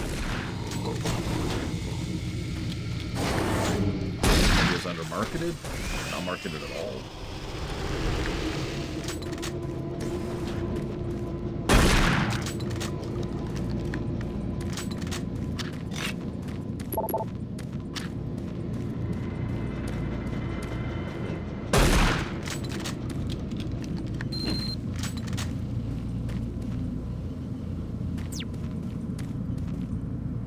Hello? Is anyone there? Does anyone read me? Come in, please. This is Station Exodus. I can't believe someone's alive there. You must help me. Time is critical. My name is Richard. Dr. Richard Myers, and I believe I'm the last one alive from my team. I was working with the engineers there before the connection was lost. I don't know what happened to them. Is that the Colonel? Without your help, we may all die. I hope I can count on you. Here's the situation. We were conducting bi-dimensional tests before the attack, and I've lost control of the communication relays. And now we have a functional teleporter still active in the other dimension. And if it's not destroyed, those creatures may be able to use it to reach as far as Earth. You've got to help me. I've done everything I can here, but I don't have enough power to activate the teleporter on this side. The engineers were working with me to redirect auxiliary power from N-Pro straight to Exus Labs. But now, looks like you're the only one that can help. I'll upload the array instructions to the SSD at your console. There. Take the SSD and find the main power station in Sector 2. Just plug it into the main terminal, and I'll contact you there. There's very little time. Please hurry.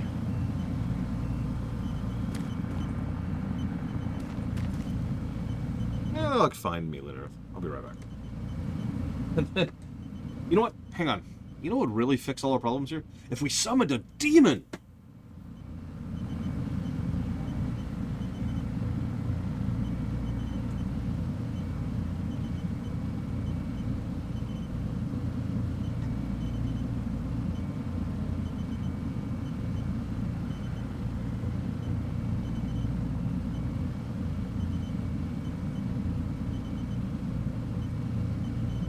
I can't remember where exactly. But in, somewhere in Forgotten Realms, there's this dude who was like, I'm gonna summon a demon. Because, you know, demons are a little bit different in Forgotten Realms. And then he's like, oh crap, this is a problem. I need to fix this problem. So I'm gonna summon another demon to deal with that problem. Oh crap. The second demon is now a problem. I need to summon a third demon.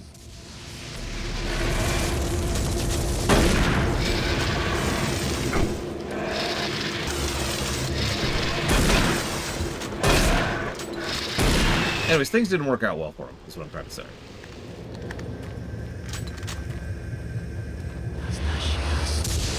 Pistachios? What pistachios? Okay, real talk. I want to play a Doom game now, where we're just fighting against the Doritos. I want that to be an actual thing.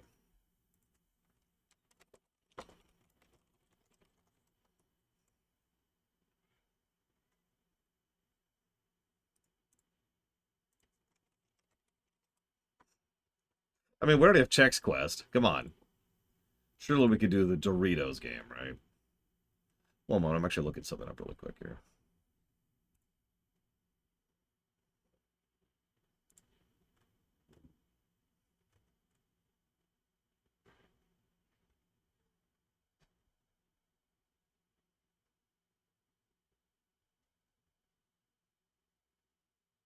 There it is.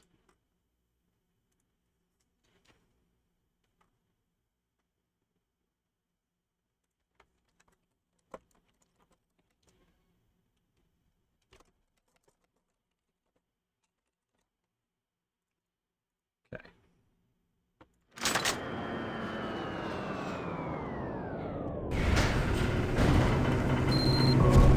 Your primary weapon is just a hose that shoots Mountain Dew. The different flavors of Mountain Dew all have different effects, like Thick Fin style, you know? each color. So hang on. What does default Mountain Dew do?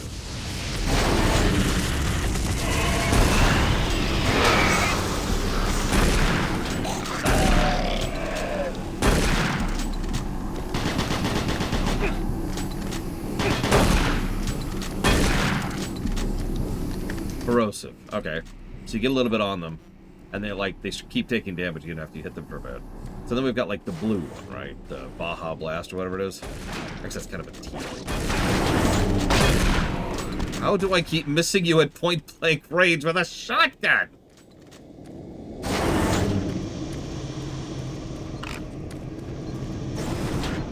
Oh, you know, no. I've got it. So red is, it just gives a tick on it, right? Each tick you put on them does nothing until it hits a certain number. We'd have to do some gameplay balancing to figure out the number. When the number's full, they die, regardless of what their health values are. So there's your code red.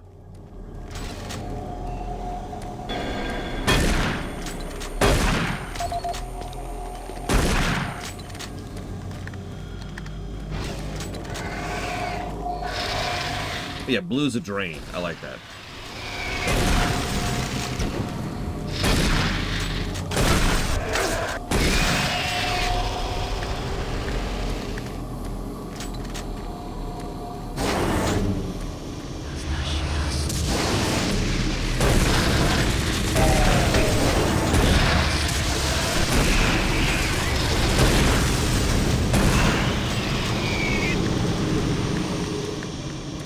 I don't see any problem with this, though. Arkham Knight. Listen, those rockets are non-lethal rockets, okay, Zective? How did hell open this time? So this is the vanilla campaign again. Or, miraculously, this is... So you remember how we spent a decent amount of the first chunk of the vanilla campaign chasing after the Bravo team, who was the actual heroes who were getting stuff done? We're playing as one of the survivors of Bravo team after they all died.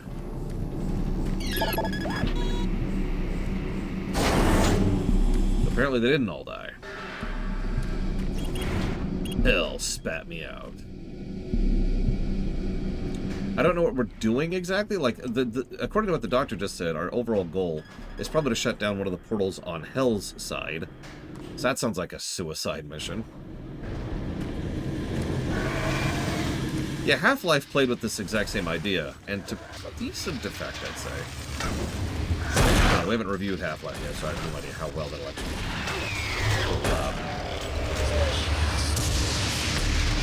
but I do like the camera bouncing idea. I always have.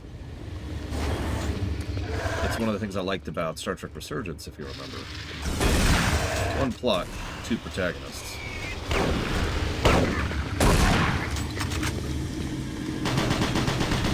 What don't you like about it, Blue Helix?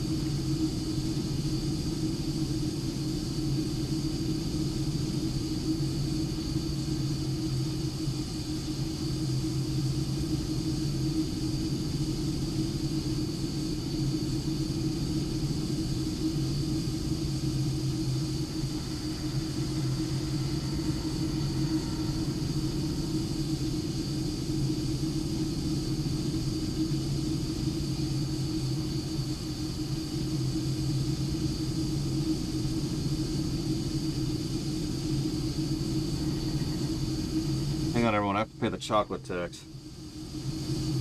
The chocolate overlord has arisen. She is demanding my skull. Or some chocolate. One skull.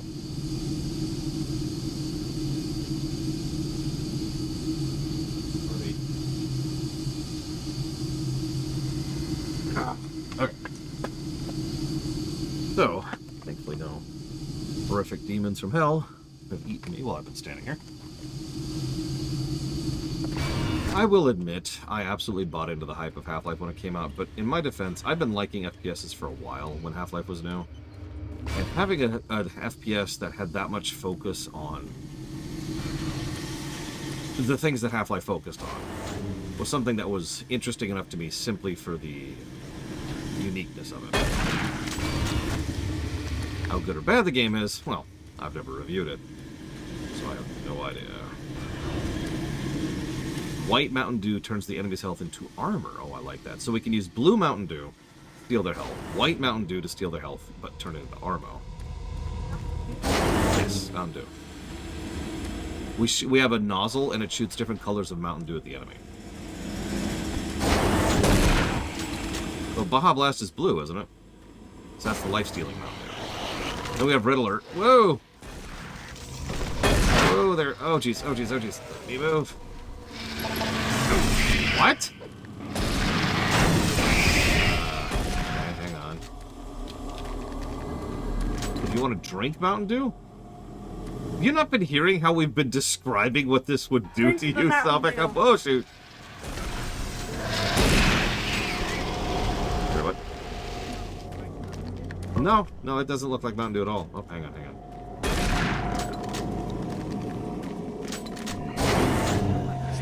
He might have gotten back up. Make sure he doesn't.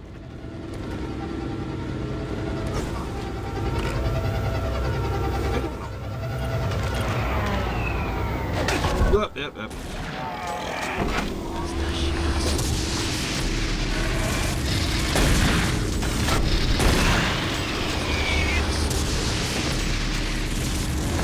Why would you do that, Mr. Red?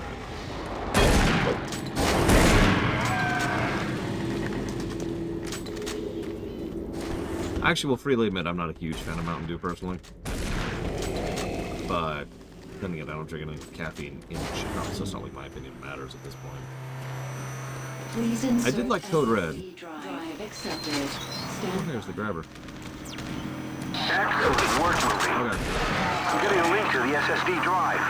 The computer's showing that the auxiliary power unit isn't coming online. And it looks like you'll need to prime the flow systems. If you haven't already found one, there should be an ionized plasma levitator nearby. Some of the techs call it a grabber gun. Don't worry, this is a common problem with these systems. You should be able to extract plasma from a working conduit and force it into the non-working one. That should be sufficient to prime the unit. One moment. I'll open the shielding. There. The shield should be open.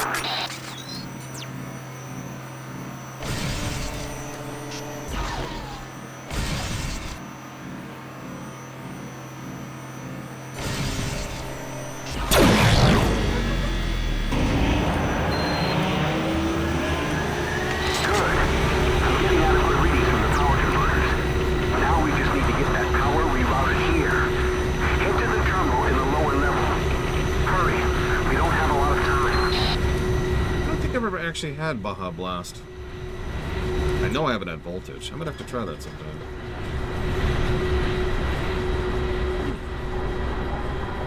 I'm sorry, Bregman.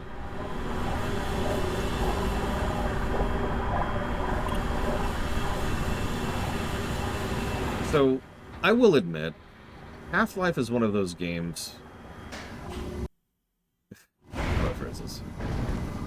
You know how every now and again we'll review a game that doesn't really review all that well, and people are like, but I love this game. But the reason why is because, like, of all of the game, they remember this part, and not the rest of the game, which kind of sucks, right? Because the big parts really stick out in our memory. That's just how our memory operates. Half-Life is that for me. I know that Half-Life isn't actually that great of a game at the end of the day. Innovative? Sure. pushed gaming forward, absolutely. But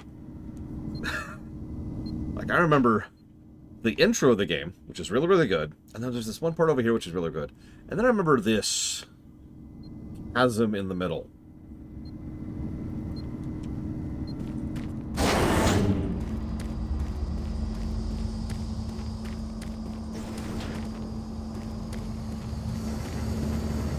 It'll be interesting to review someday. At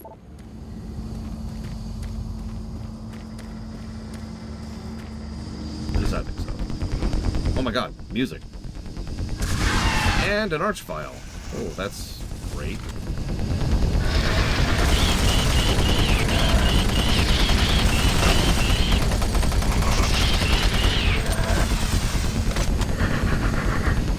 Which one is surface tension? I'm not great with the names.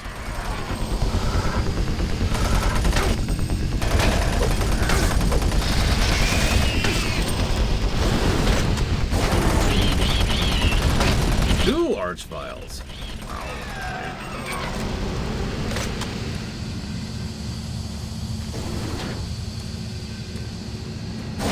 So, just from memory, again, I have not reviewed Half-Life. The parts that stick out for me are, first of all, the beginning of the game. Let's just get that out of the way. I love the intro. I love the slow build. I love the Resonance Cascade and the immediate disaster and, like, going through the initial office space. That gets boring after a certain point, but then you get to the surface for the first time. You see the Marines for the first time. That's cool. And then it gets kind of bad for a while. But then you get to the actual... Now, I need you here at the Exus Labs. From where you are, head through Mars City sublevel. It's the fastest way. Move quickly. I'll explain more when you get here. Then there's the part where you get to the, like, the base. The military base. And there's this wonderful indoor section there. I remember that fondly.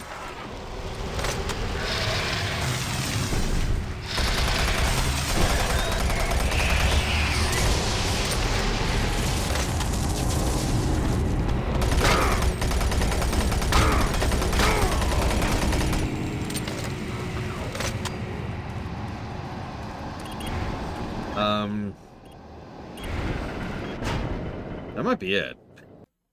Because then there's, like, the water plant area, and then there's the swimming section, and then there's the railway section with the railways that instantly kill you from the electrical damage. Service sub-level access is restricted.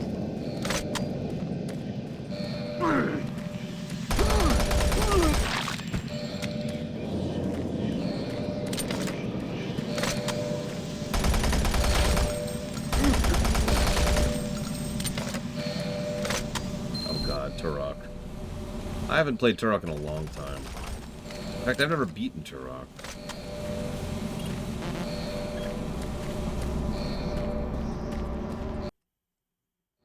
Well, I'm gonna judge the hell out of him. Judge. It's my job. Interestingly enough, though, Half-Life probably would get the first game tag. There's a weird thought. Turok and GoldenEye would probably both be in the same category, aka, are they on the Switch Online service? I really don't know if they are.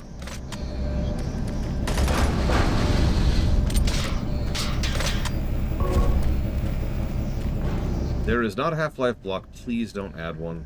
We'll get there someday. It's just a low priority. I mean, I guess I shouldn't say it. If you want to add one, you can. Nobody has in years. I think that speaks all it needs to about people's interest in the matter. Remember, the donation thing, I call it interest for a reason. It's a way to gauge your interest in a particular run. Yeah, nobody's interested in a Half-Life run. A Valve block. Well, we've already covered Portal 1 and 2. So...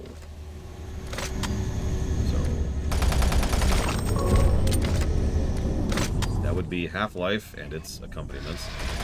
And Half-Life 2, and it's 2 episodes. That'll be fun. We can give 3 negatives to Half-Life 2 Episode 2.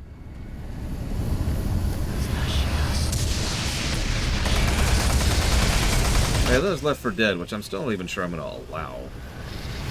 That's a weird one.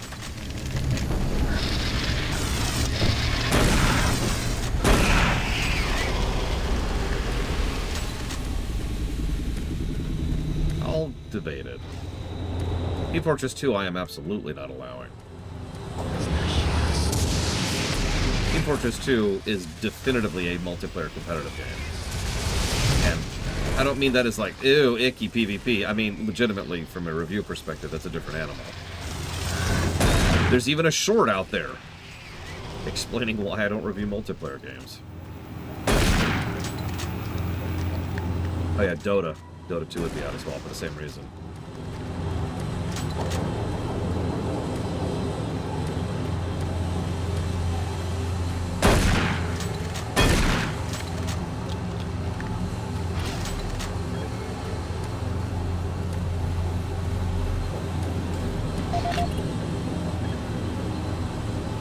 Death Stranding? Would I play TF2 if I had infinite time? No. It's funny you say that, Von Falkenstein, because you know what I definitively do not review in online, in MMOs? I'll give you a hint. It's the PvP.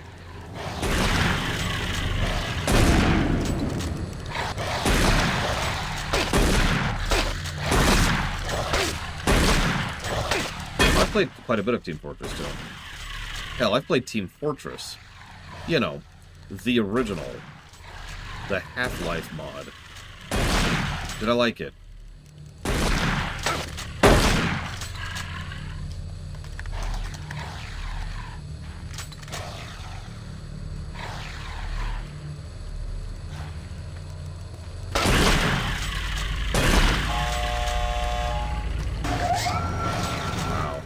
Something I'm going to comment on later. Sorry, I'll come back to that question in just a second. Is that Doom 2016, Doom 4? Yes, Blue Felix. Doom 4 actually added red rooms to the franchise. In other words, you have to kill all these people to progress. As I was going through Doom 2, I realized that that actually predates Doom 4. I thought that was something they added in Doom 4. And I've noticed they've been using that same concept in Doom Cubed as well. Go figure. Sorry, I just wanted to comment on that. Silly me. Moving on.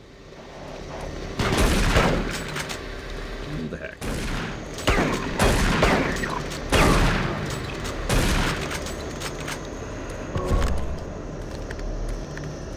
Did I enjoy Team Fortress 2? The obvious answer is no. But if I say I don't enjoy this, there's connotations that implies. So let me try to state that more clearly. There was nothing to enjoy about Team Fortress 2 for me. I didn't hate it. I've played worse. But going through it was like counting the seconds until I would no longer be playing it. Because there was just nothing there. I was bored the entire time. Because there's no content. It's competently made, and when we did that one very brief stream a few years ago of all of us just playing around in Team Fortress 2, screwing around, that was fun. But those kind of things usually generally only last like an hour tops for me, right? It's like playing Among Us. Playing Among Us is fun and all for like an hour, and then it's like, okay, now what? Like, I'm ready to move on. Now that's just me in general, and I'm not trying to be in any way dickish or elitist or anything like that. That's just the way I'm wired. If you have a relatively non-content heavy game, whether it's board or table or video, I'm just going to lose interest relatively quickly in, right? Dragon Age 2. Half-Life is usually what people point to for that pancakes, but actually I disagree. I think the specific point at which we stopped calling things Doom clones was either Call of Duty or Halo. Whichever one comes first. I actually don't know. But either way, that era right there.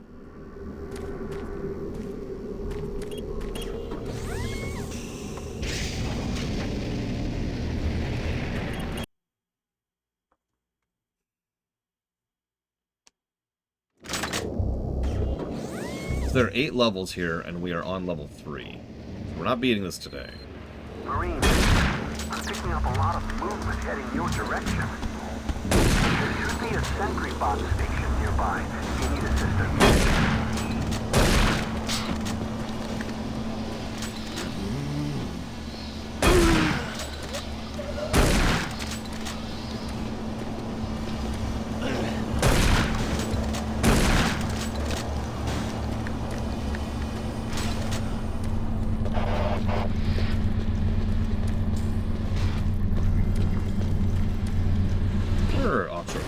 But that's not really what I'm talking about. If you gave me the most amazing gun in the world that can do double, triple backflips depending on exactly how many milliseconds I hold down the button, it has the most incredibly in-depth, fantastic gameplay in the entire universe, but I have nothing to do with that gun, then there's nothing there for me. Does that make sense?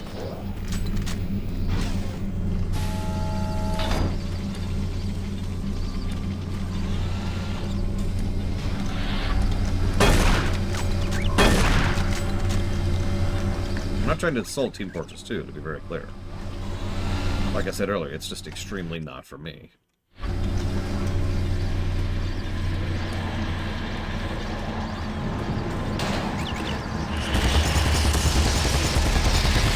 That was interesting. Did you see that? It was aiming at its head when its head wasn't there yet.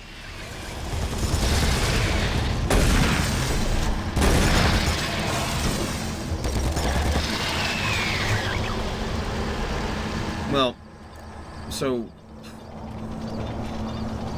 I have no other way to phrase this, but if I'm doing versus competitive gameplay, then there's no content there too. That is not content.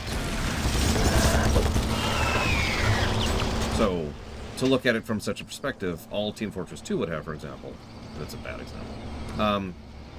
League of Legends? I don't know. The only thing that would be there would be to look at the different levels. Okay, so layouts of levels, of designs thereof. Guns, classes. And that's it. Because there's nothing else. There's no content. There's nothing to do.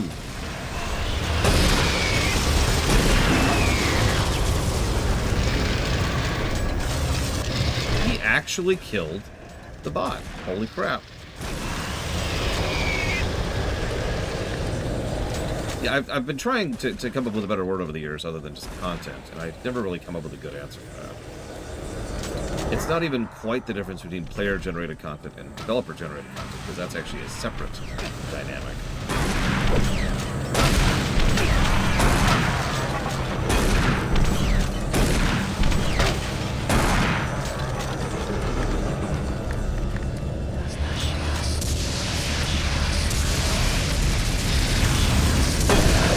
Story has nothing to do with it, though. Content is content.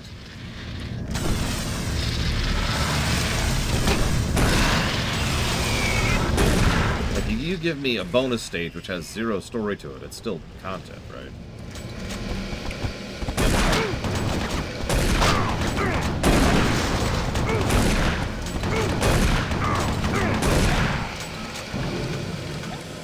Exactly, Trithan. That's why I just kind of flounder whenever it comes to discussing this.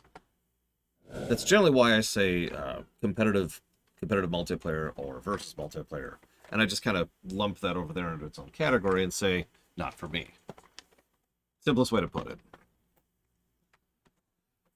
We actually have, so for those of you who weren't there for this, because this is apparently a thing we're discussing right now, the conclusion we came up with is actually really, really simple. 2, 3, 4, 5, 6, 7, 8. Deathloop. And as always, thank you, Don. I don't know why you still watch me. Ah!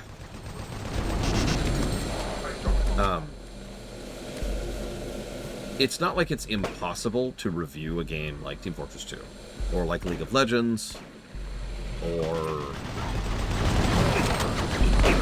I'm having trouble, but I'm sure there's others, right? Primarily, you know, Apex Legends, right? Fortnite. Games that are dominantly competitive multiplayer.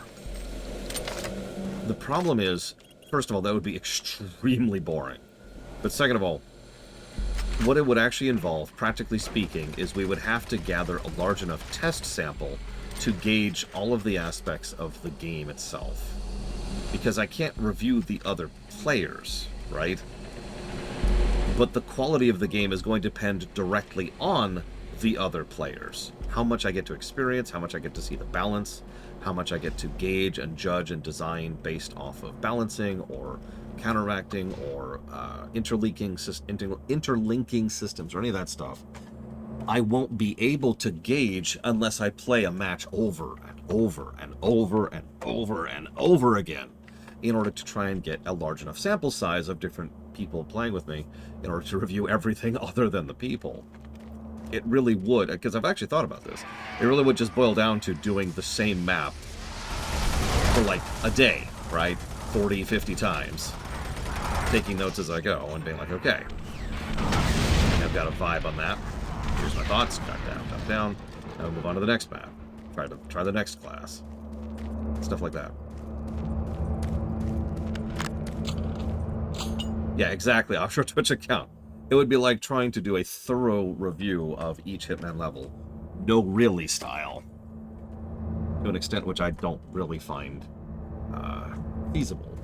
Or perhaps reasonable. Possible.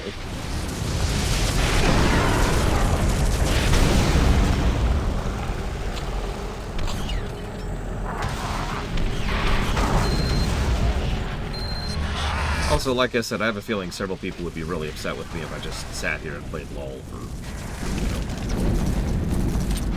I'd say probably at least a week.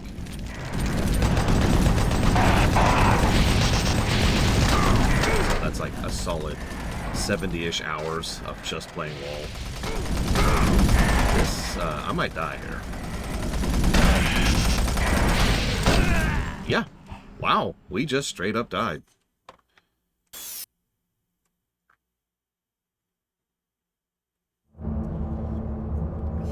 I mean, I have no interest in such a story, Gum.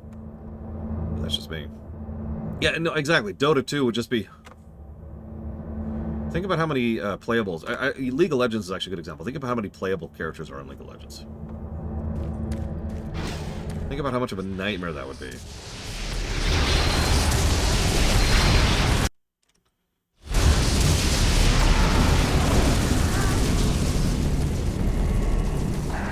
No, it's just, there's nothing interesting there for me, Gum. Humanity is desperately surviving by avoiding the vastly superior foe. Okay, then what? Oh, well, they have to keep hiding or else they'll be found. Yeah, okay, I caught that, but then what? But then, also, if they're found at any moment, they might die. Yeah, I caught that. Thanks, game.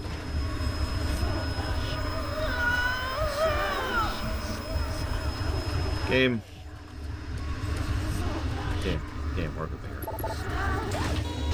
Thank you.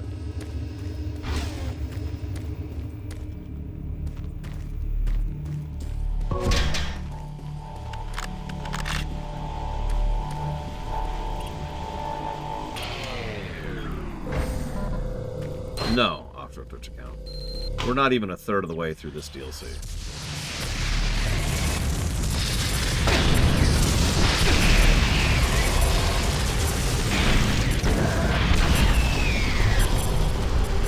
Well, okay, that's not quite true. Hang on. After we finish this level, we'll be about a third of the way through.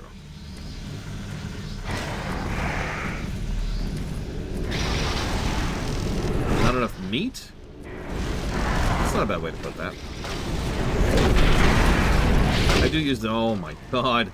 I do use the word meat to describe content in this matter quite a bit. Meat content.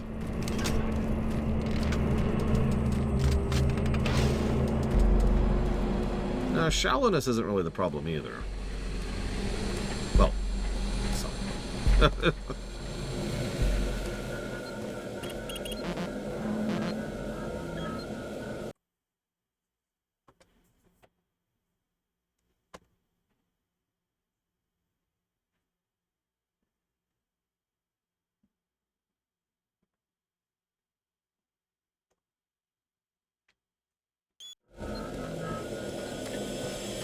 See, PvP content is interesting because it is so dependent on the people you're playing against. I'm not saying that there isn't design or content or mechanisms or all kinds of things that go into making that there. Like, you have to put the tools into the sandbox for the people to play with. But at the end of the day, if no one is joining a match, all you're doing is sitting there at the queue for match screen. You know, the match finder, matchmaking thing, doing nothing, right? You need those other people. They are mandatory to the experience.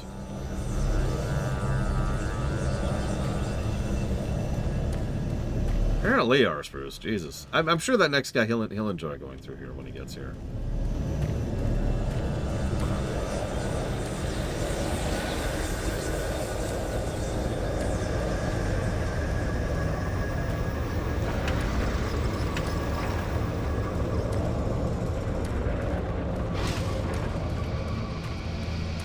So the bots thing, to dovetail this conversation back, the bots thing is one of the reasons why I am actually considering allowing Left 4 Dead. I haven't decided yet, but it's at least something I can consider because the bots exist. They kind of suck, but they are there.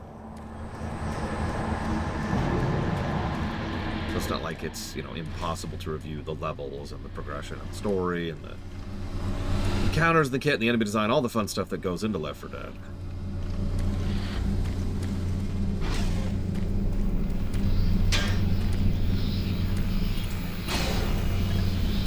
Completely gone in a circle. That's always good.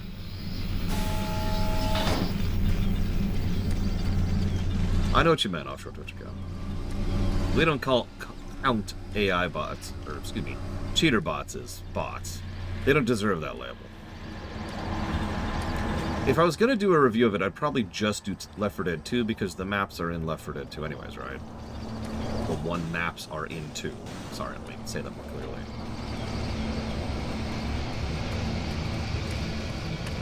Yeah, Overwatch. You know what? That's actually a better example of what I'm talking about. It's not like there isn't content to review in Overwatch, but that would just be an absolutely miserable series of streams. For everybody.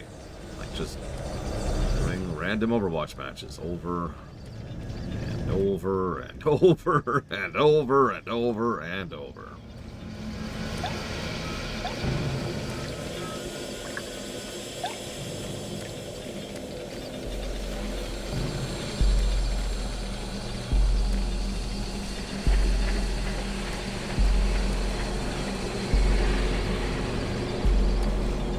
We don't count voice chat.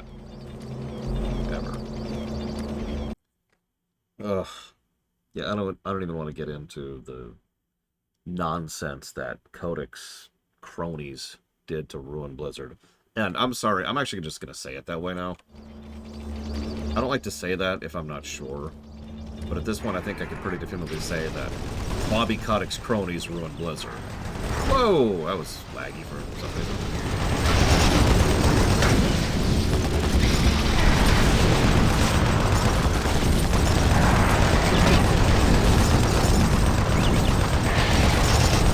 That killed me earlier.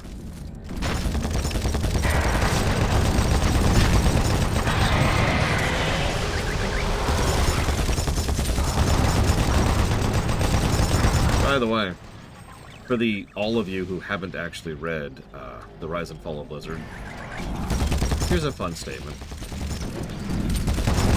Something that's been asked semi-periodically is why haven't they made a Warcraft 4? Would you believe that developers in the offices have been this is very past tense at this point, trying to sell their bosses on the idea of making a Warcraft 4 for years and years?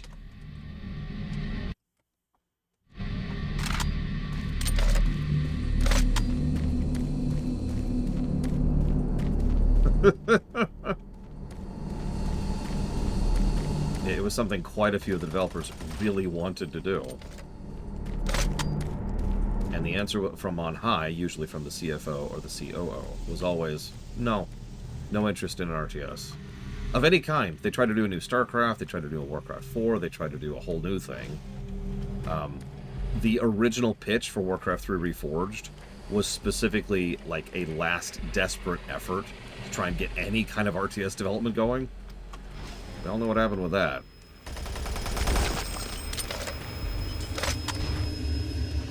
maybe you don't know it. It was extremely sabotaged, is the summary here. Like, there was no way in hell that was ever going to be a good product based on how much sabotage was being shoved down its throat.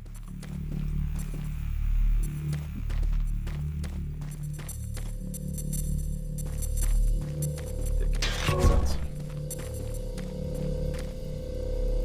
Okay, well, we're back here. Probably a Reggie. Quite frankly, yeah, Mr. Red. We got lucky with StarCraft 2. So, the general prevailing idea is RTSs are more difficult to micro-monetize. I'm not saying that as a buzzword, but as a statement of fact. Trying to nickel and dime players as much as possible in order to try and ensure a maximum return on investment. Now, it's not like you can't. There are plenty of games that have done exactly that. But the prevailing idea was it took too much time and too much effort to generate the kind of player base necessary in order to actually make this work. So the overwhelming idea was, no. Costs too much, generates too little. If any given project doesn't have a direct ROI, then it's not worth the time and investment. Now, if you have a functioning brain, you can already tell the problem with that. But there's actually several other problems with that, too.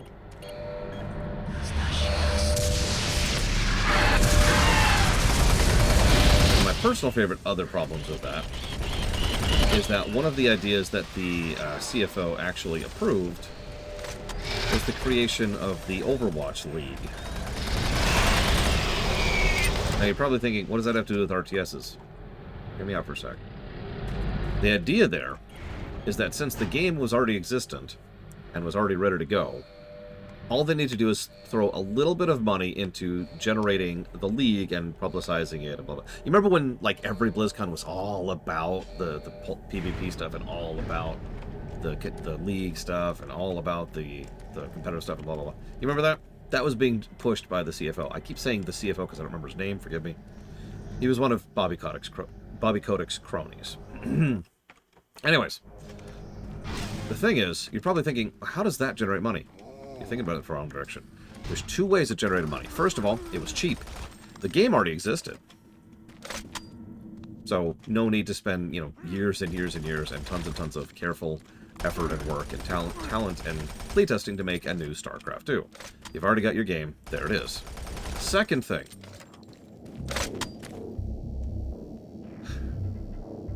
In order to buy into a league, a competitive versus league, you have to pay money. There's an upfront cost to buy a team, right? To buy a franchise, essentially, within that league. You with me? Now, this is true in most sports, but esports, this is true as well. So Bobby Kotick wanted to get billionaires involved. He wanted to trick other super rich people into dumping money on this, thinking it was the next big thing. So while they were shopping around ideas for how much to charge to buy a team, he was saying, no, 20 mil. $20 million to buy in, to have a team in the Overwatch League.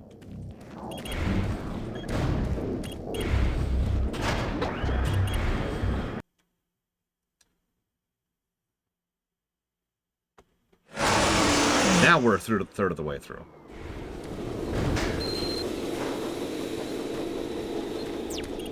Oh, thank God.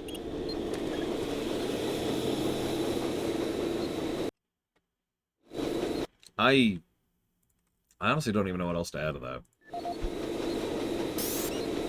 Like, I know I sound like I'm defending Blizzard, and to be clear, I'm not. I just wanted to be extremely clear how much evil, rich assholes had a personal hand in making that company so much worse. That's the overwhelming thrust of the information I am trying to convey here.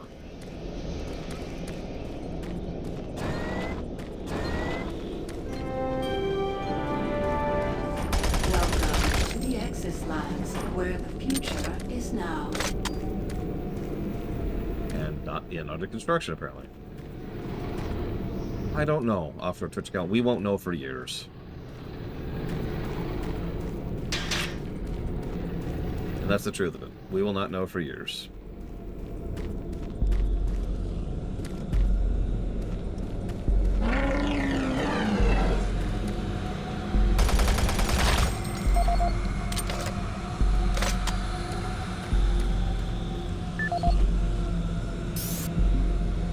This is Nasser Adil, Security Chief for the Exis Labs facility. November 2145. We are seeing an increasing level of random and unexplained violence by Exis staff. There are a lot of arch vials in this DLC. I just gotta say. One of the construction workers that killed Sanders was already explained at full support. Only to understood. In the heated conversation with blood, Sanders grabbed a nearby pickaxe and lunged at the manager. Luckily, he generated a seismic crash when Sanders attacked the job. When we questioned Sanders afterwards, he seemed to have developed short-term amnesia. He didn't remember why he got so upset and attacked the manager. He only recalled stopping his loader and then moments later waking in the holding cell.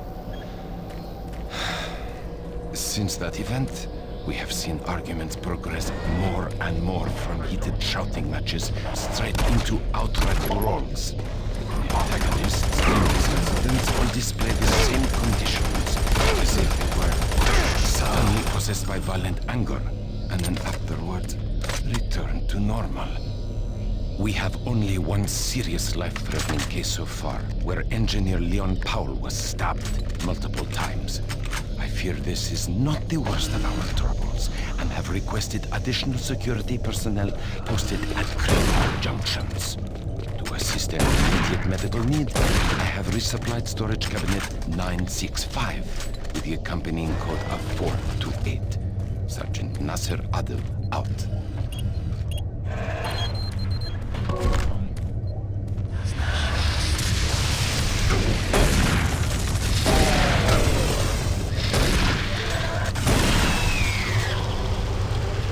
Problem with Microsoft right now is that as of earlier this year, there was another political infight at Microsoft's offices amongst the major executives, the major branch staff leads. Bill Spencer, despite being a rich asshole, has always been pretty pro-gaming. It's one of the only reasons I will give him any level of credit for anything. He might have lost this one.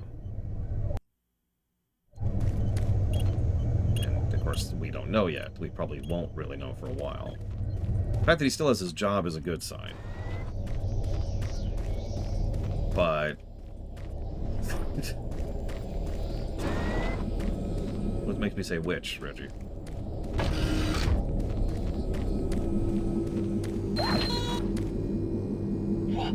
Oh, thank God. You made it here. I didn't know if you could with all those things out there. Look, we don't have much time. These creatures are spreading throughout the base, and if we don't act quickly, all could be lost. I understand you have a lot of questions, but I can't answer them right now. All I can say is we need to get the teleporter in the next chamber working. But to do that, I need you to find a plasma inducer for the stabilizer bank. There's one in engineering. Now, if you head through the service tunnel, you can reach it. I'll unlock some doors. There. That will give you the necessary clearance. Now, please, get the inducer and hurry back. We don't have a lot of time. Please hurry. Yeah, I'm afraid you did mishear me there, Reggie. What I said was the only way we would really know is if he lost his job, which of course he hasn't.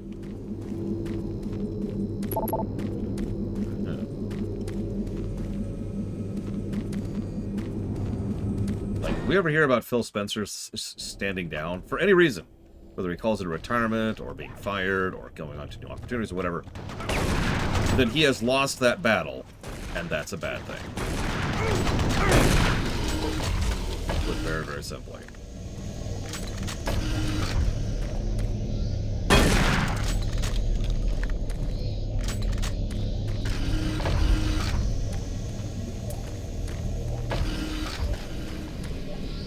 is there so much blood? God.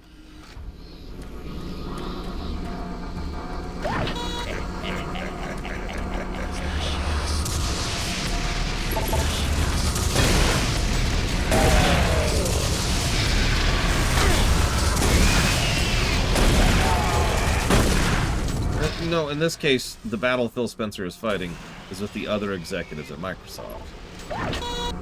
As in other divisions of Microsoft.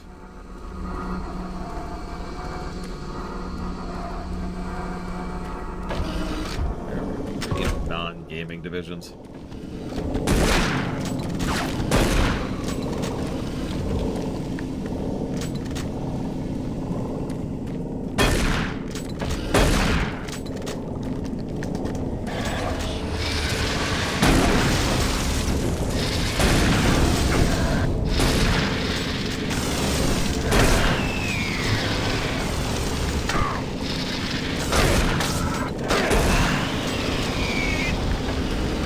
Pretty much, Lou. Pretty much. Like I said, Phil Spencer's kind of a dick, but like, very much the dick in our corner kind of a thing. In fact, this is absolutely an insult, but he reminds me a lot of Rick Berman.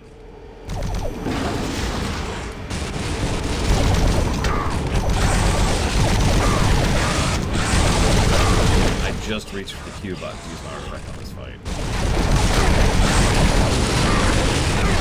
Finder isn't a thing. Okay, yep, this is just what I like. He's not that bad. Not even close, though. But a lot of people underestimate the good that Rick Berman did, too, and that's sort of my point.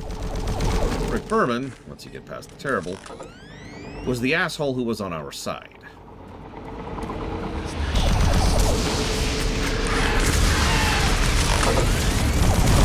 Or Archfiles. This is just what we're doing with, isn't it?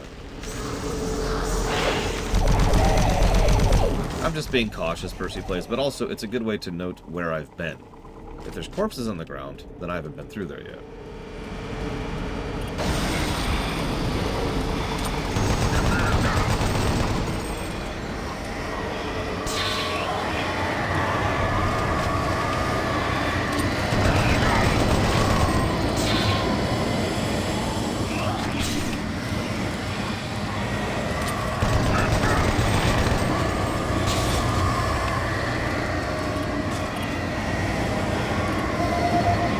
The thing is, Rick Berman probably didn't actually give a damn about Trek, but he did care a lot about his meal ticket. And Trek was his meal ticket. So we got a lot of good Trek because Rick Berman was very interested in continuing to have his, you know, his golden goose.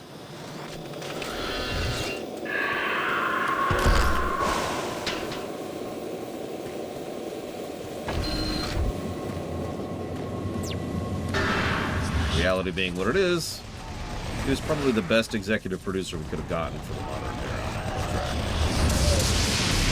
Which is sad and pathetic, but is still true.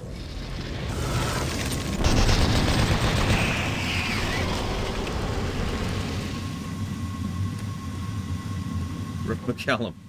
Very different person.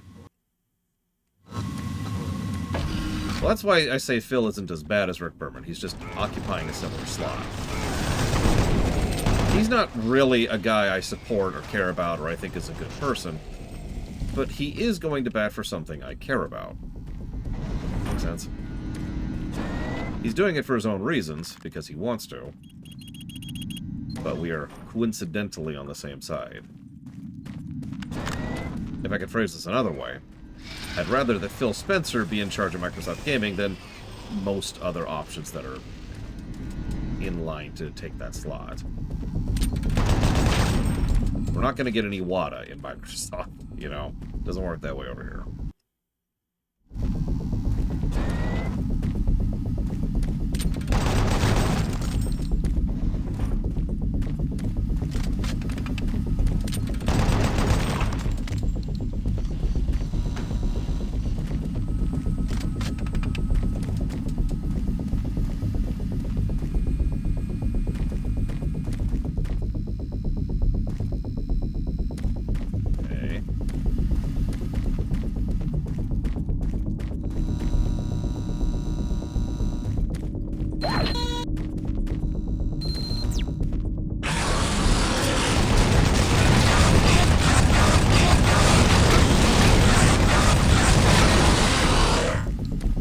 What are those, anyways? I see you have the inducer. I'll unlock some doors so you can make it back through operations. Who, Spencer or Berman? Load.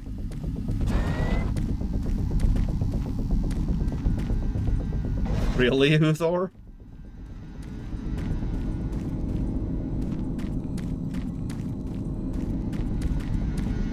So Phil isn't like one of those, I went off and I tortured a cat 3 times because I wanted to watch it bleed to death kind of people. He's just a rich dickhead. That's it. That's the full extent of what I don't like about him. He's that $10 banana kind of a guy.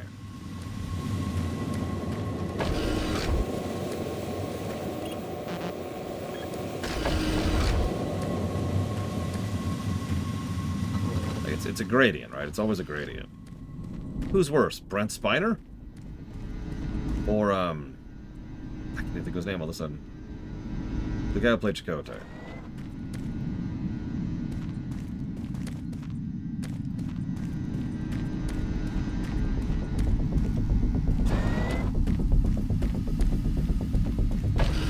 A bruiser. Got it. Why does it have a TV for a mouth? You know what? Don't actually answer that. Could you reload, please? Thanks. Robert Beltran, that's him. There's Brent Spiner, and then there's Robert Beltran. I don't like either people, but there's pretty strongly different reasons why. Either person?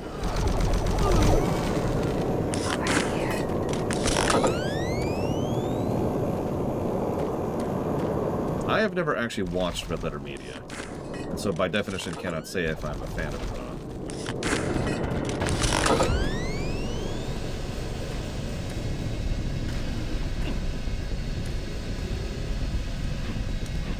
What did Beltran do? That I can't answer unless it's polemic, though. Which, honestly, should answer you.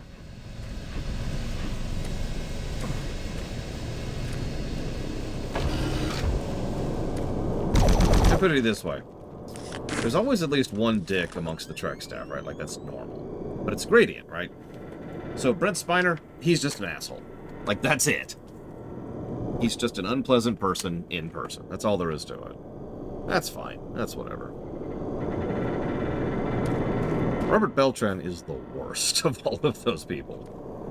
Of the bad apples of Trek.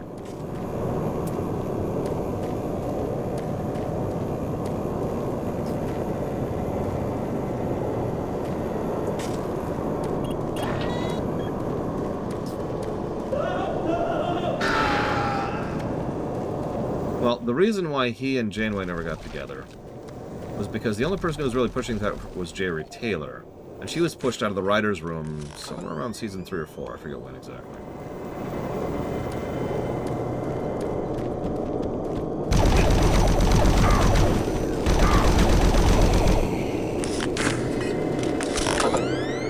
Ernest Stephen Bear can go directly to hell.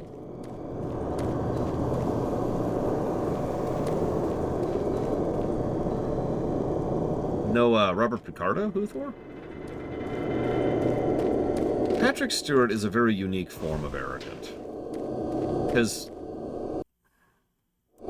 he gives across this overall demeanor of the friendly grandfather, but he's actually very elitist.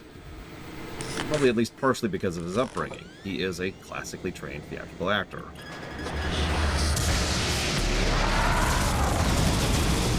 Environmental breach detected. Please activate emergency shutters. But again, it's a gradient, right? Environmental breach detected.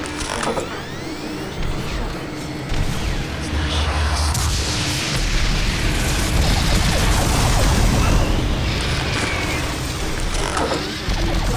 Yes, low. Or, more accurately, there were, past tense. Environmental Please. There we go. Environmental breach contained.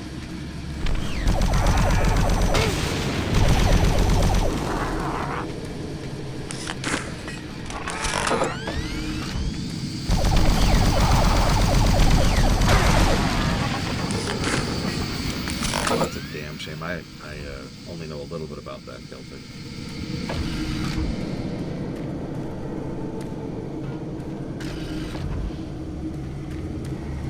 Oh, I am aware, Linareth. I've even seen the clip in question. That is to say, I've seen the section in question with full context to understand the full context. Because those kind of things can be taken out of context. And, nope, that's exactly as bad as it sounds.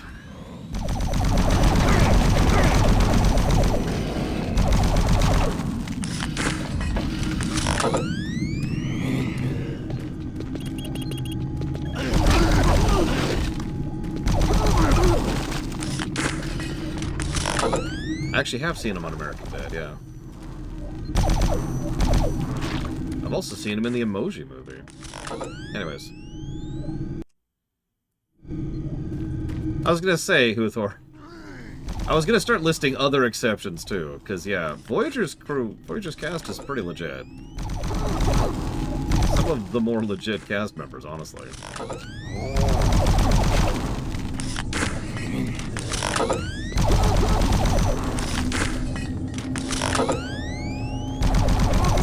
I'm hoping the new season of Strange New Worlds is legit. I probably won't be watching it, but that's not really the point that matters, is it?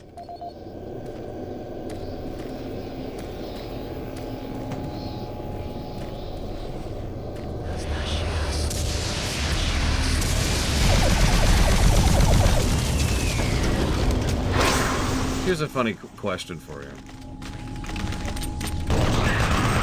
Can anyone here come up with a legitimate reason why a professional debate should not have a fact checker on hand?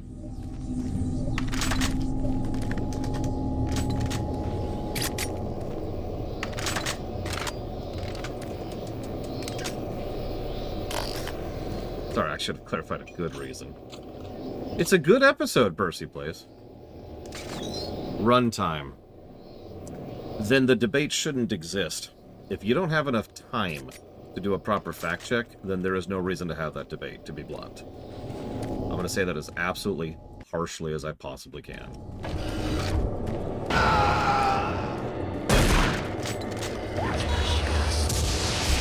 It's like saying, well, I was going to wash my hands before I started cooking, but I didn't have time to do it.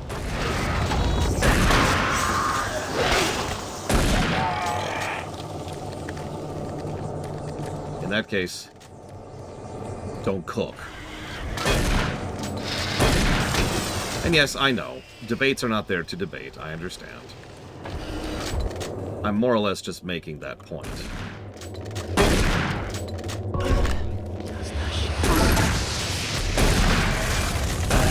What's funny is I would be down for actual proper political debates. In fact, I think they could be fascinating. But that's not what we get.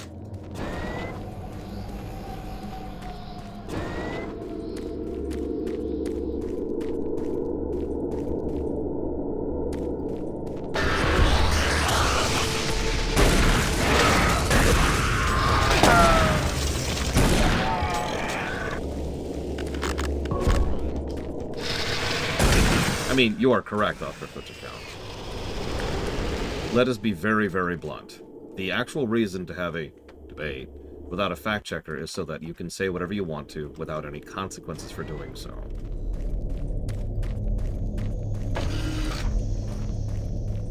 And that's why we won't be talking about Donald Trump on October 31st.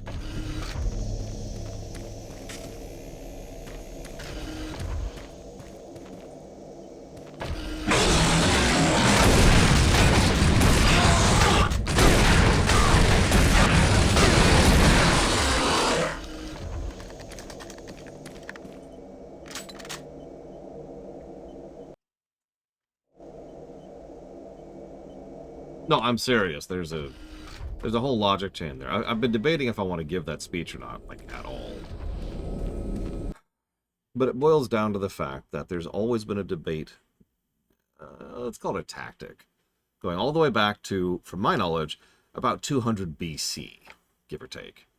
And that tactic is to completely bypass any actual discussion of a specific issue by constantly filtering in noise, either deliberate lies or rhetoric or appeal to emotion or whatever. It doesn't actually matter, just noise, to the point where the other people, the people whose opinions you're actually trying to sway, get to the point where they can't care or trust any information they're hearing because the signal to noise ratio is so bad. Thus, I can't say anything about someone like, say, Donald Trump without someone somewhere being like, well, hang on, because they just don't trust it, because there's so much noise that they have been, and there's no better way to put this, programmed to ignore all evidence, regardless of reason or logic, in order to constantly try and push back against it. That sort of deliberate weaponization of misinformation in order to make sure that nobody trusts anything. Which means, and this is how we tie this into the debate thing, you can say whatever you want to without checks or reasons. You can just say whatever you want because it doesn't matter anymore. It stopped mattering at a certain point in time. Now, I don't want to come across as pro-right or left or anything. But the older I get, the more anti-Trump I get. Because he and his team have very, very much weaponized this concept to the point where I find it deleterious to society. Like actual society. The interaction and interplay between people, right? Unacceptable. So, we're just going to push him off my show entirely. Let's go and install this teleport thing, shall we? Excellent. You're back. The inducer is working perfectly, and the teleporter is ready for transport. Here's the situation. There's a teleporter outpost in the other dimension, and it's still operational. It's very powerful, and it has a range that could lead those demons all the way to Earth.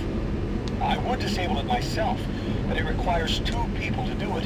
One person at the outpost to initiate the teleporter, and another person here to transmit a power surge to destroy it.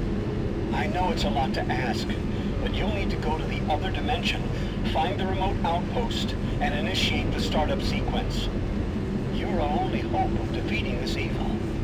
I've got the teleporter ready to go. All you need to do is go into the chamber and initiate the sequence. I'll handle the rest from here. But before you go, I want to give you my personal account of what happened here. It explains everything.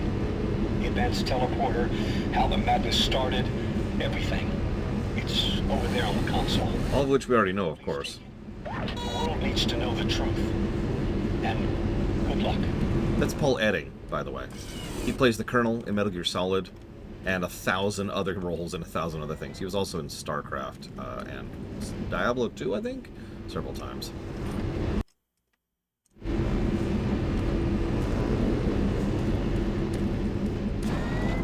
Decontamination process started. Decontamination complete. Oh, there we go. I have the teleporter sequence already configured. Just activate the main console.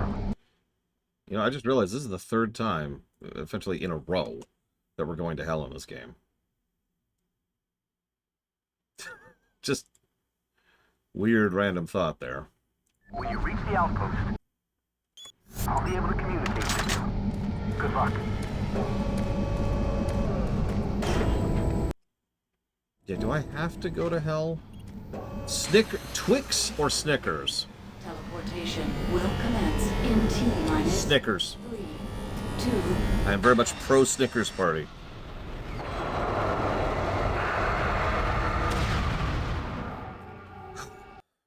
No, that is the problem, though. If we cannot... If we don't... I feel like I'm being dragged into this conversation again. I'm detecting a faint signal from your location. I can track you from here. Hurry. Find the outpost. So it's hell again. Yeah, let's just drop it. There's nothing else to be said. That's the other thing. That's the last thing. One last thing, and I will actually drop this topic after this point. there's no point in talking about it.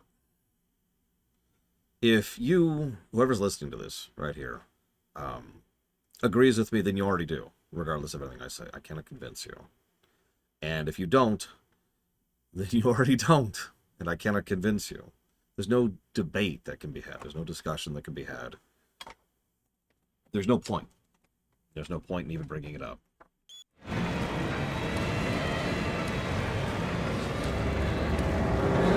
Really?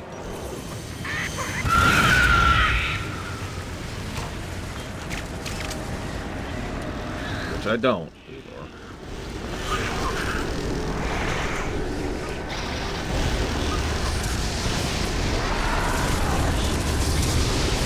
I mean, that is why the no polemic rule exists. It's not about politics, although politics often drifts into that. It's about topics that cannot be debated.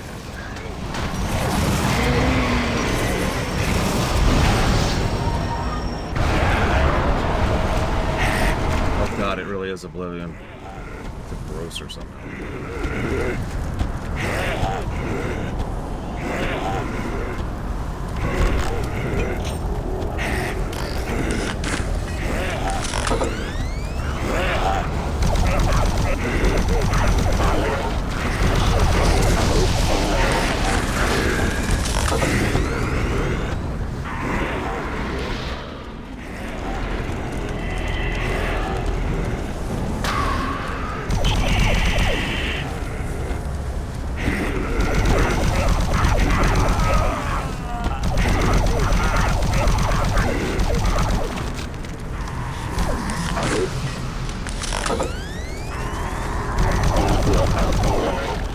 I can talk about that, Savicon. Don't worry, I can avoid talking about a polemic topic while talking about that.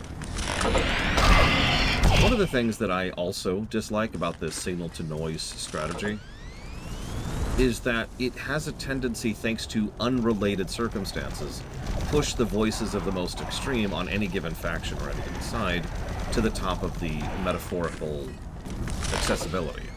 That's a really weird way to phrase it, but what I mean by that is the people we hear the most are the people we should hear the least. People who are trying to get screen time, people who are trying to get votes, people who are trying to get people riled up, people who are trying to... You get it, right? Yeah, it's usually referred to as the vocal minority. Screechers, yellers, all that kind of crap. I hate that crap. I hate that crap. The relevance to your immediate question is that it's actually difficult sometimes, and it is. I freely admit my own culpability in this. It's difficult sometimes to remember that that is not that whole faction, that individual who is screaming something you find horrific is not representative of an entire group of people. It is too easy, and I find we all fall into this a little bit too hard, to lump an entire group of people into circles, right? Flags or colors or whatever, it doesn't matter. I think everyone on the other side is an acceptable target. If you remember, we actually had a whole discussion about this during Doom 1 or 2, I think. It was actually very recent. In fiction, no, it was during Star Trek Resurgence. That was it. It was during Star Trek Resurgence. In fiction, acceptable targets exist. In real life, there arguably is no such thing.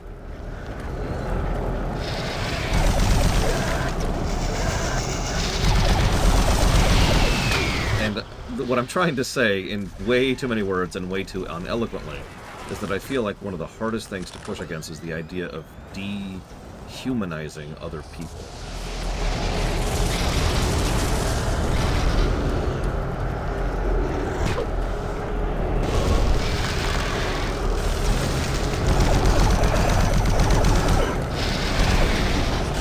I mean, if your goal is to demonize people, Spartan, that is your goal, your job, your right, your privilege. I have absolutely no right to tell you not to do that.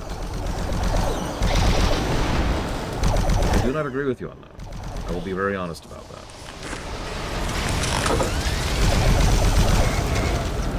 I've known too many people in my life.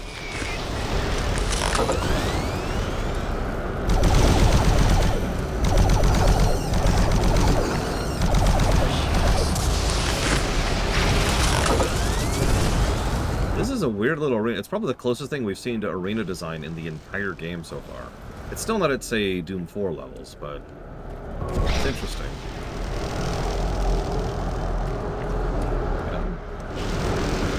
Yep.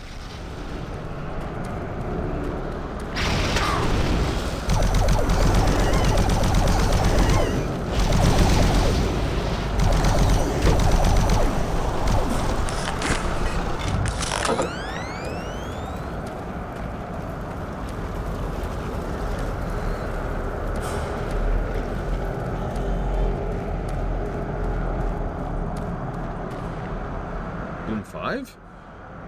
Maybe? I'm gonna be honest, Doom 4 and 5 blur in my head a lot. So, the new Dooms, let's just call it that. We'll discuss it more when we get there.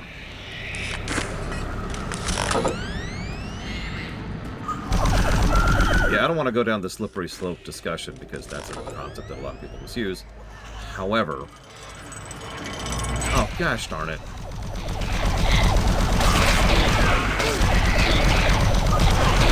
Can I help you?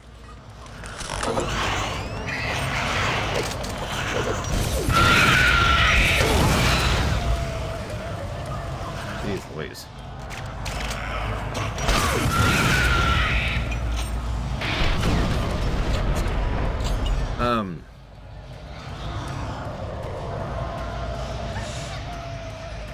Sorry, Javon. Look, I don't want to say Doom 2016 every single time. And I certainly don't want to say Doom every single time. Thanks for that, id.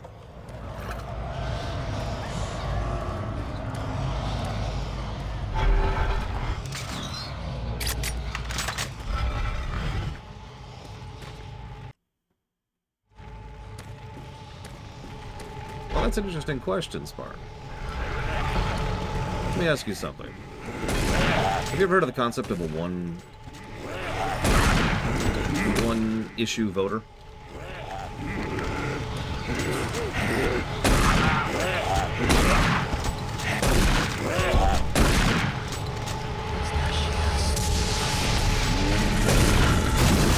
Single issue voter.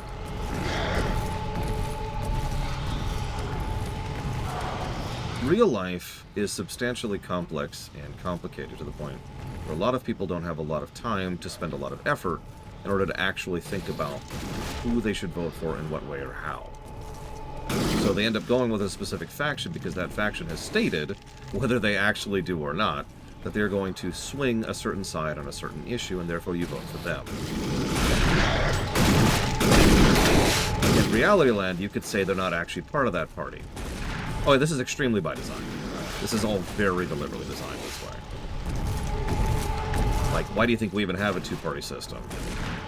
So you have to pick bad or worse. How many people for the last,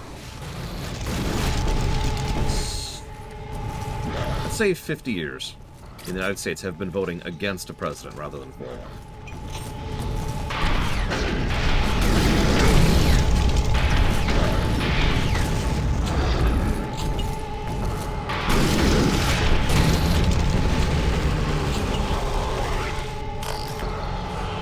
No, it's a relatively more recent thing, but that's because old elections were... Oh, they were their own version of this.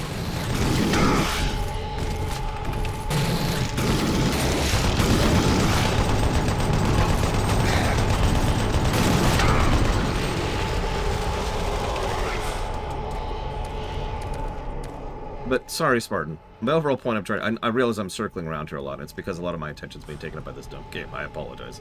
The point I'm trying to reach here is that it's easy to see why someone... Let's make up stuff. Let's avoid real-life connotations for just a second. Let's say that some people really, really like apples. Really? And some people really, really like... I don't know, give me another... Kiwis. I like kiwis. So you got the kiwi party, and you got the apple party. Now, you like watermelon. Who do you vote for?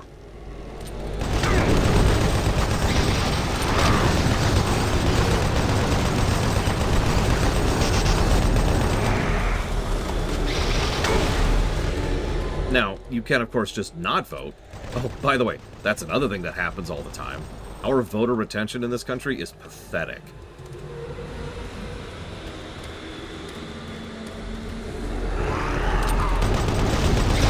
mind the presidential election, which already has bad voter retention, or I'm using the wrong word. Voter turnout, thank you. But like, when it comes to every other election, it's even worse. It goes down from presidential. I'm sorry, it is actually pathetic. But then it gets worse. Because then, let's say you, as a watermelon lover, you really, really like lemonade, okay? And let's say the get off my screen. Let's say the Kiwi faction is like, man, I'm totally down for lemonade.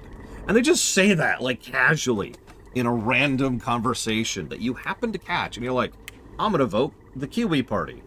Now, if you were actually sat down, Sabanakam and I have talked about this, because this is how it works in the Empire. If you were sat down and you actually had access to the information, how they voted historically, not what they say, how they've actually voted, where their leanings are, and what the people you're voting for, how they lean and how their party goes, there's a decent chance that Mr.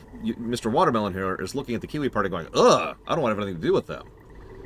But in reality land, you don't know any of that. You saw a blurb once of them talking about lemonade. Worse, what probably actually happened is you didn't see anything about the Kiwi party whatsoever, but you did see the Apple party talk about how much they hate lemonade. Apple juice is just better than lemonade. Like, across the board. It doesn't hurt your tongue, right? Don't need to add sugar to it. It's just good. Boom. Right? So now you vote for the Kiwi party. Not because you're pro-Kiwi, but because the Apple party candidate said something you didn't like. This kind of thing, this isn't hyperbole, what I'm trying to say here. This is not this is an analogy, but this kind of stuff actually tangibly happens. This is why I find it so difficult to point to an entire party and say, you're all monsters. Because I cannot believe that that's true. There's just too much reality in the way of that being. All of those people are demons, right? Does that make sense? And this is exactly Savagam. This is why I am so against the signal to noise problem. We need more signal and less noise.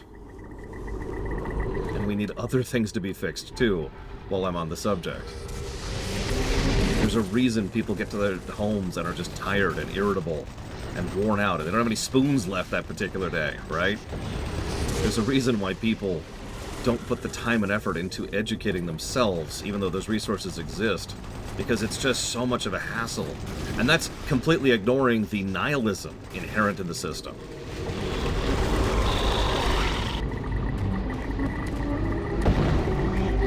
Right? Why bother? What's the point?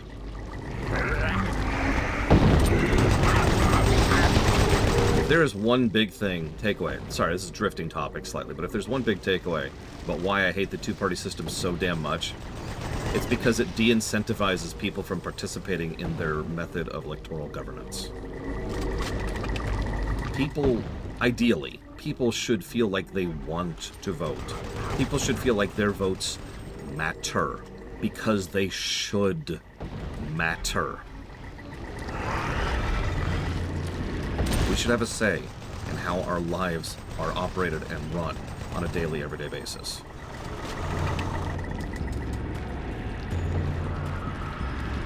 Yeah, we should feel like we are heard.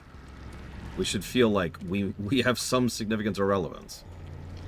That kind of apathy, not to quote KOTOR, is not helping anything.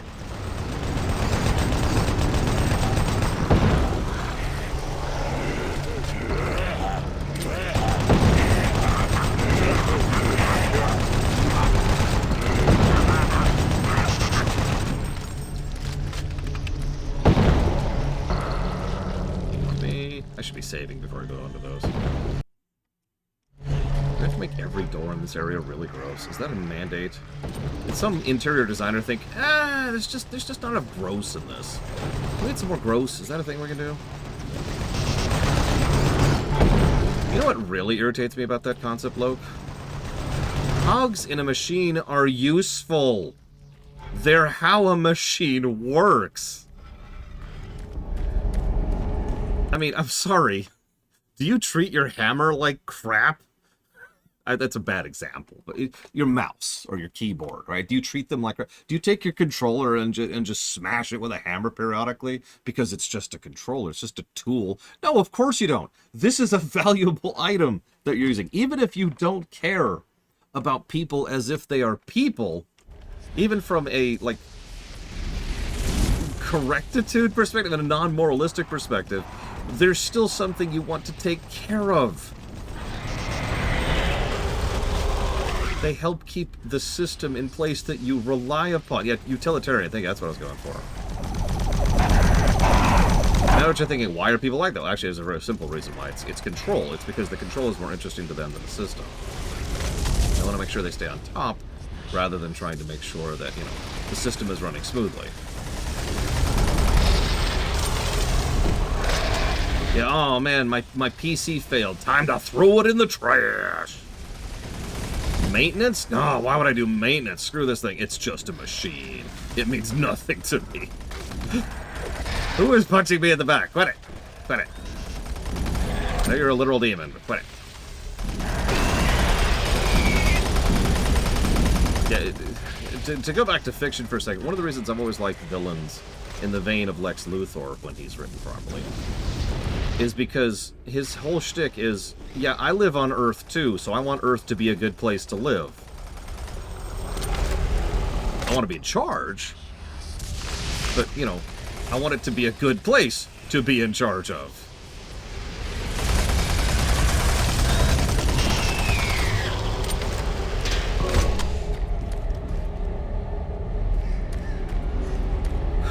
Anyways, this is basically just Polemic Day 1.0, sorry.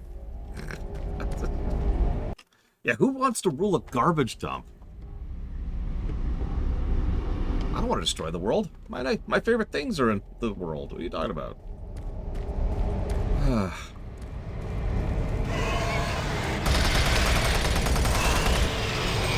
We are in hell, that's true. And also, we're playing Doom 3. Sorry, that's a joke. Life has been worse, as I myself have pointed out many times.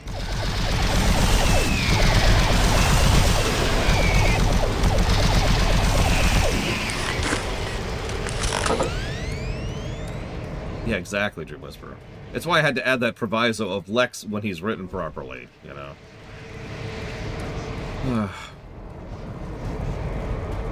That's true, we're going to hell the next game and the next game. Not literal hell. It's just, you know, Chakad or Chakad. I think they pronounce it, and then I'll figure out how to pronounce it. Yeah, exactly. Kingpin is another perfect example of the type of villain I tend to like in fiction. Hell, the Spider-Man PS4 game did a really good job of showcasing how the Kingpin kept everything nice and, you know, running and orderly and functioning. And he got ousted and things went to hell, like, in a week.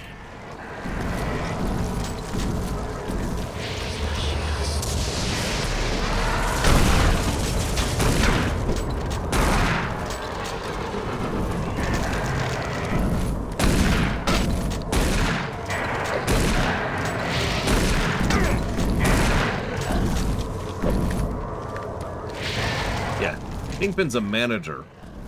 Evil, but a manager. Tombstone. This is a very dark room. Which we're gonna leave immediately. Alright, who's tickling those poor dogs? Done with this place yet?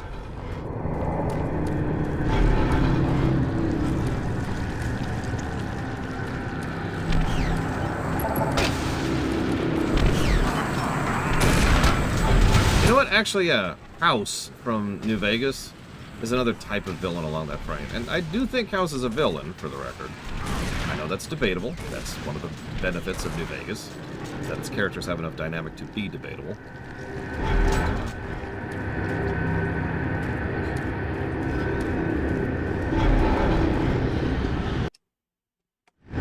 Screwball. Who's Screwball? This This is not a thing I would get on. Just want to be clear about that.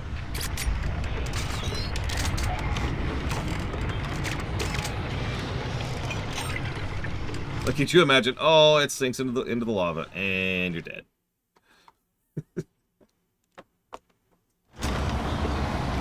Oh, Screwball was the Twitch streamer, wasn't she? God, I hated those missions so much.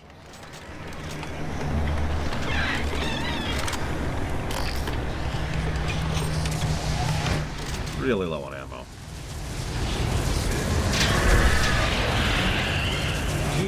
Not something. Oh, I wonder who the final boss is going to be. Any guesses? Because we already fought the Cyber Demon and the dragon thing.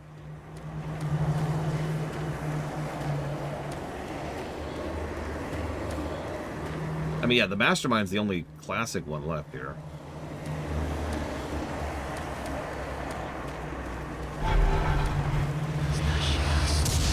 Mecha Hitler! Braka, braka, braka, braka. Oh god, the Taskmaster missions. You know what? Yeah, actually. Oh, I hope we're not fighting the Icon again.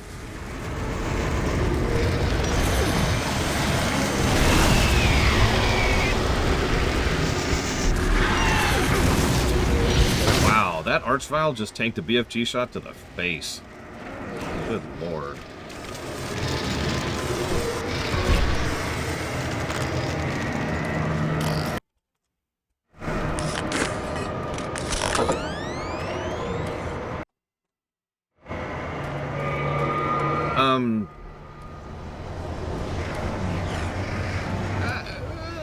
Sure, we'll go with sure, Gum Gum. I don't know if it's like the Federation, which was deliberately designed after the U.S. system, or if it's just coincidentally designed that way because it's the only major governmental system they were aware of.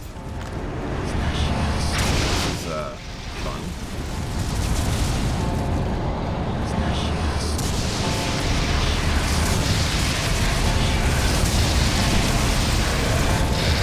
Oh, I'm sorry, Braylon.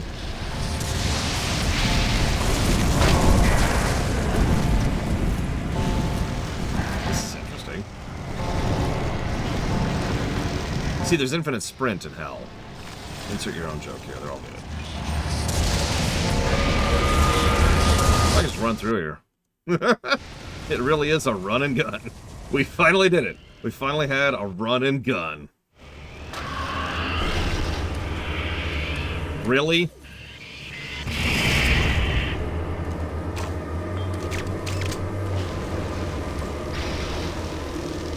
I don't like Sprite that much, but it's hard to explain why. It makes me feel a little nauseous, and it's just a little too sweet for me. Oh, hey, check it out. Okay, Marine. I'm receiving your signal from the communication relay. This is the final boss. Holy crap. All right, hang on. All right, I assume it's the final boss here, so I'm going to close off the guessing game. Tell you what, I'll give you like 30 more seconds to get your guesses in, okay? The HUD is up to date. The teleporter's warming up. It should only take a few minutes to get to full power. A few minutes? Watch your back. See, everyone says that, look, but for some reason it does the exact opposite for me. I think I'm just a freak on that front. Marine, there are things moving your way. Look out!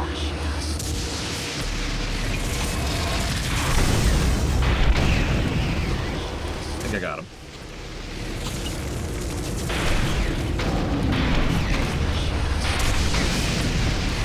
I think I got him too.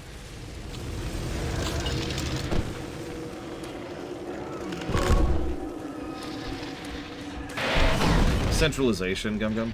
One of the biggest mistakes the Old Republic made was that they are very heavy on the federal side of the government. The extant is much more decentralized. Most of the everyday function and governance of the extant's empire is on the local areas, regional, provincial, etc. I don't know why I said provincial so weird. 5% capacity. We should be involved. There's a recon modulation.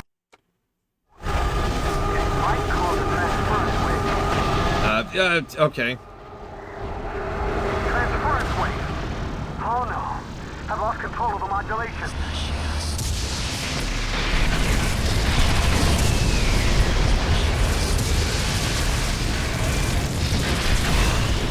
I just like launching them at this point. It's kind of become a game.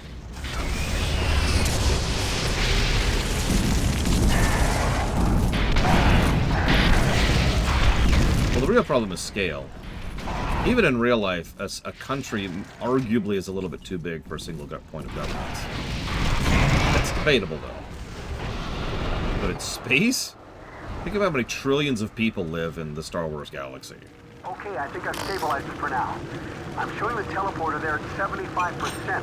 Just a few more minutes, and I should be able to send the surge. Wait a minute. I'm reading something in an incoming transference wave. Marine, something big is headed your way. Alright, this is it. Final boss time, and now I'm shutting down the guessing game.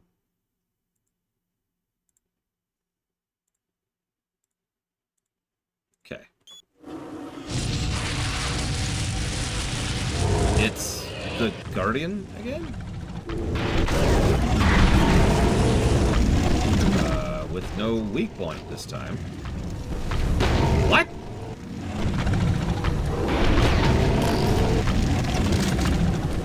Okay, I'm gonna be real. Of all of the things I was expecting, that was not on the list.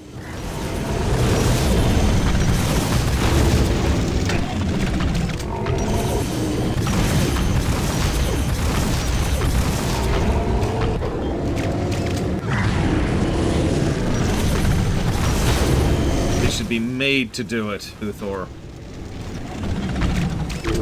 Oh my god, Reggie. It really is. It is just the Guardian again. He's got the same moveset. He just doesn't have the invuln mechanic. And he's dead.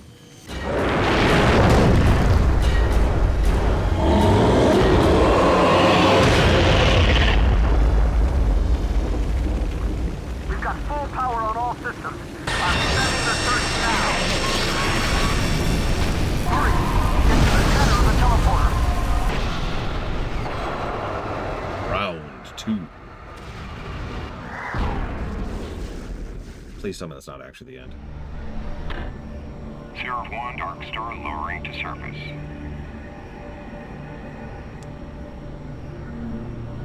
Dark Star confirmed we have visual moving to pick up. Nice work, Marine.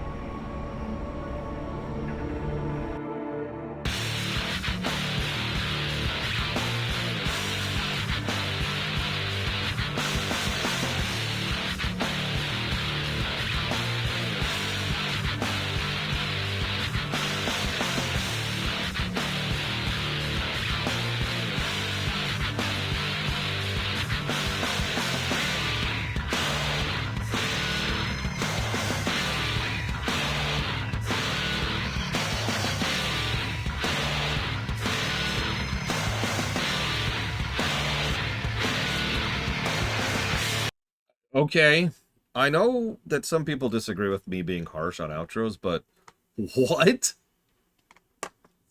This is doubly confusing because Doom 3 has a really solid intro. Like, I was into it, and a lot of those positives come from that intro, and it just, what? Yes, it did, Blade Javal. Yeah, sure, hang on, let me kill the final boss again. By shoving BFGs down its throat. Jeez Louise.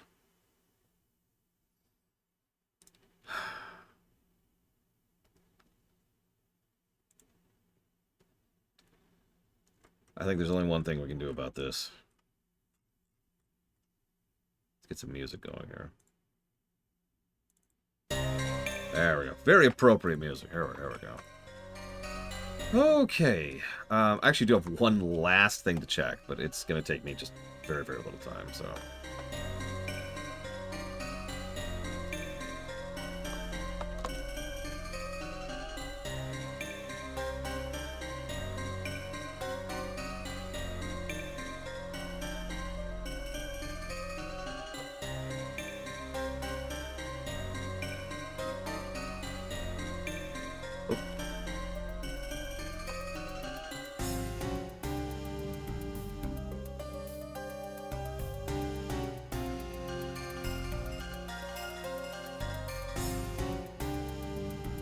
I have no idea of Wolfenstein. I've never actually done it before.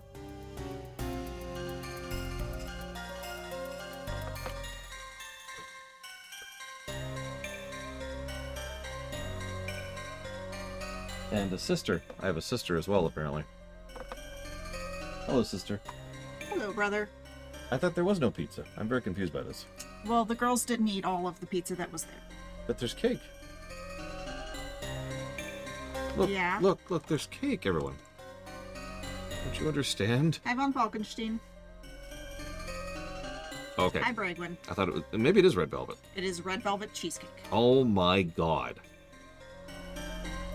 My sister has just given me joy in a plate format. Hi, Blade Torval.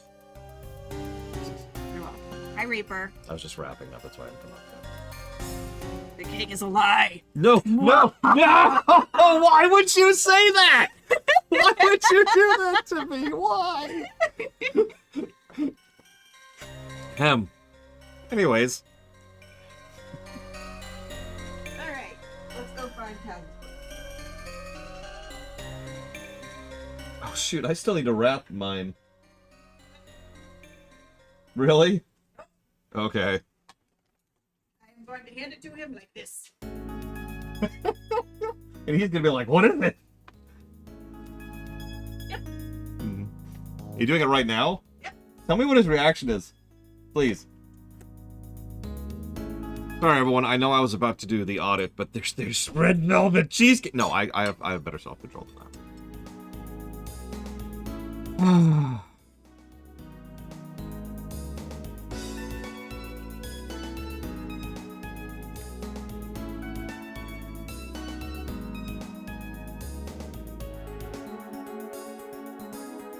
That's right, Savika. You want to hear something really, really, really dumb, Savika? That you may or may not find amusing.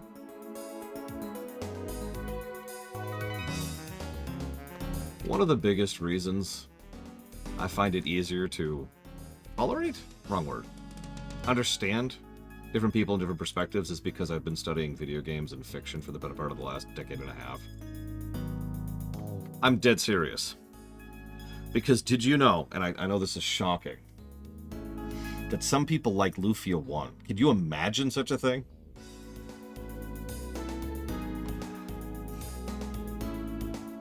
It's just so self-evident. It's just so evident that people have such differing preferences and perspectives and opinions for all their own different reasons. Yeah, some people like Final Fantasy 2. Can you believe that?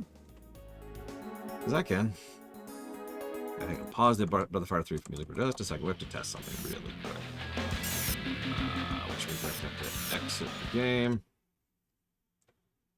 Hell, some people like FF6. You can imagine such a thing. No one likes Picard Season 2. I bet there's someone somewhere, right? I bet there's someone somewhere who likes Picard Season 2. Game? Is it not gonna let me? Ooh, okay. 1 second. I'm having an issue.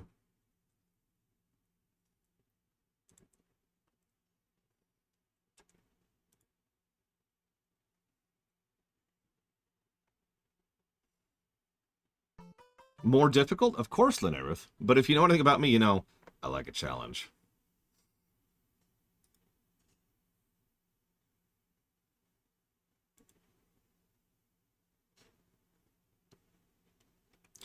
Hey Zen, one moment please. I'm trying to get something working here really briefly.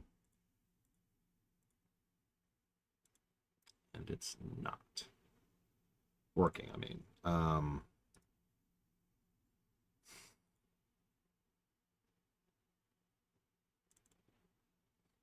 Yep, we're in the audit.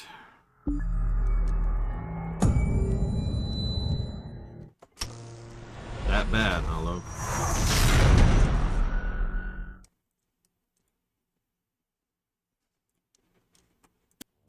No, wait. Okay, there we go. There we go. God. I got it working. I got it working. Is it on camera? Doesn't matter. But first, thank you, Zen, very, very much for the sub. I do appreciate your support. And if you want to put that towards anything in particular, up to 3 things, please let me know. Okay.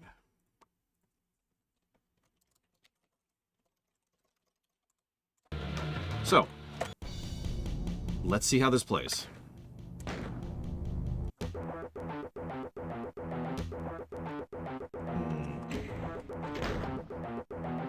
no options at all, so it doesn't get any of that. Yeah, I know. What is this sound font?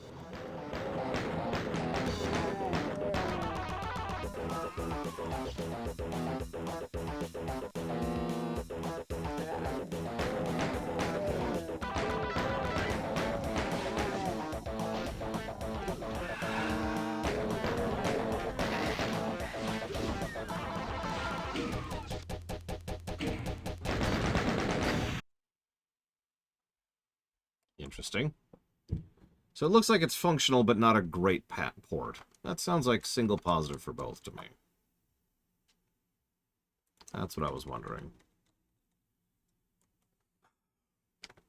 I really hate to do this during the audit, but I've got to go deal with something really quick. Hang on. Here, let's do this. I know it says starting soon. Just bear with me, okay? I'm throwing this together very quickly. Here, have the intro I'm most proud of. I'll be right back.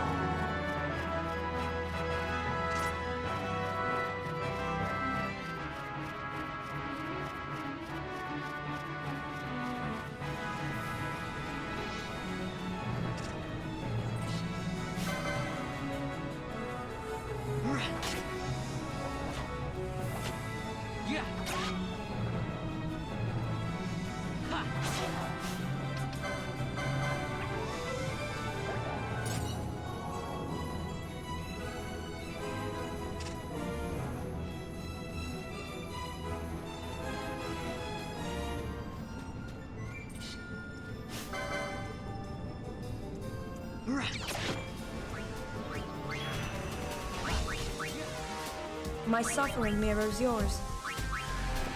Okay, I apologize.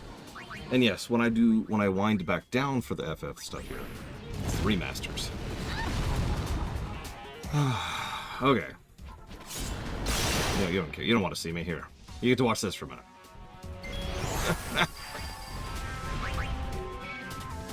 Okay, let's do the boring audit first. Gotta do a boring stuff first. Very important, very important. You know what's funny, Blade Travell? Ditto. That's ignoring the fact that all of this is my footage. So I had to fire up all these games and play all of them to capture this footage.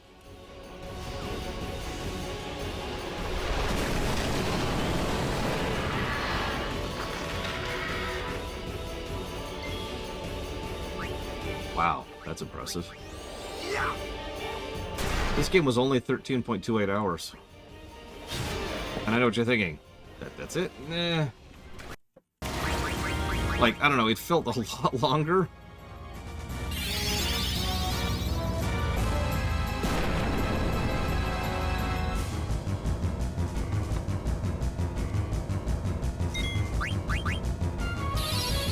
It is Blade Travell. No, Arcade. Oh my god, Arcadeville. You know what I meant. Boring part. I know what you're thinking. Hey, Lore, why aren't you having a speedrun of Doom 3 up? I don't want to. If that's okay. Is that okay? Because that really is the reason. I'm not even gonna lie about that. Wait, hang on. Are there fact checkers here? Because if there's fact checkers, I can't lie. Fact checker pops in. Is it true that you're only not showing the speedrun because you don't want to? Gosh darn it! I don't want to be fact checking. I'm an idiot. Sorry. Okay. Intro. Yeah, this is a triple positive intro for Doom 3. I stand by that, too. The speedrun of Doom 1. No, then I'd be on a really short timer. About 12 minutes, I want to say? No, and it's 9 now, isn't it? There's point being, it'd be really short.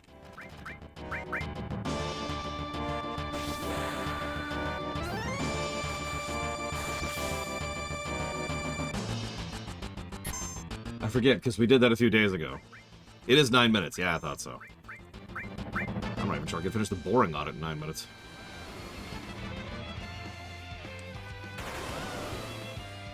Oh, now there's a game I want to play again someday.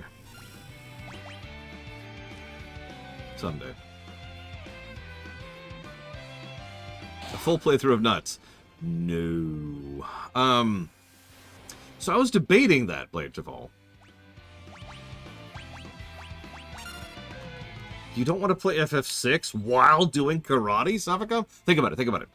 You, like, different moves, like, activate different attacks. So, like, you've got Science selected, and if you do... I don't actually know the names of any of it, but, like, you do this, and that'll actually do Dispatch. But if you do this, that'll do Sword Tech. But if you do this, it'll do Quad Slash. And by Sword Tech, I mean the other one that I can't get into. And that... is how the PlayStation Move was invented. Or the Kinect. Oh, dude, Bregman, that is a great idea. We need a Ring Fit RPG, like a real Ring Fit RPG. Lean into it. Have a story mode and everything. Okay.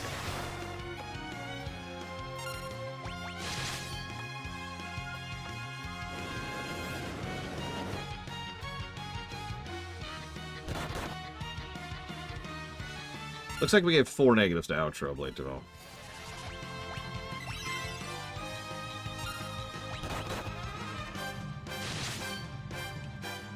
I mean, we've come up with some wild ways to control games in the last however many years.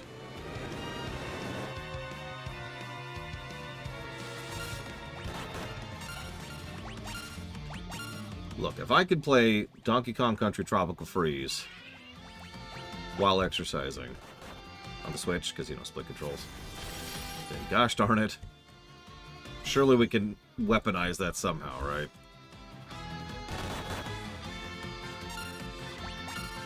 No, it's a great game, Archeon. Great.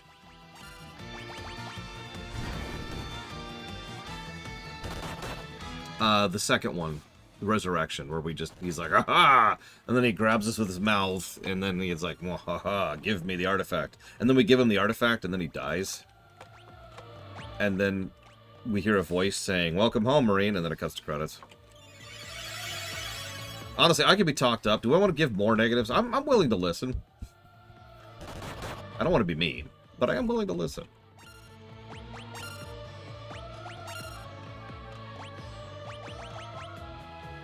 Like if anybody has an actual debate-a-nation.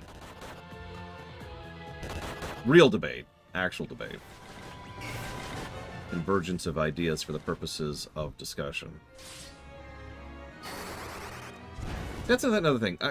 Back when I used to take debate class, one of the first things I learned was that there's two types of debates. Literally just two, right? One type of debate is you're attempting to win. The other type of debate is you're intending to discuss.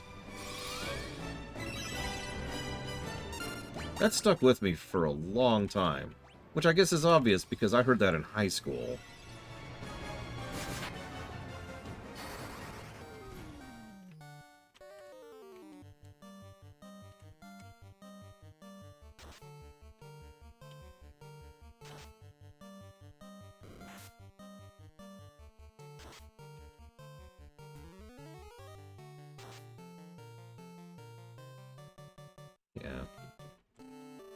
Sorry.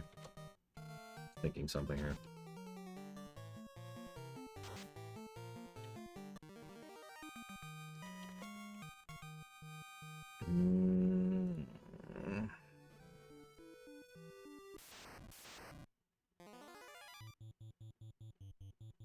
Yeah, fun fact, I went to Garland immediately. Didn't gain a single level on the way there.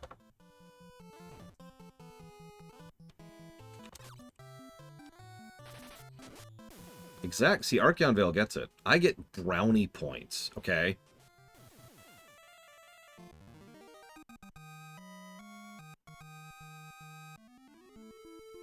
Looks like we gave all three final bosses a single negative.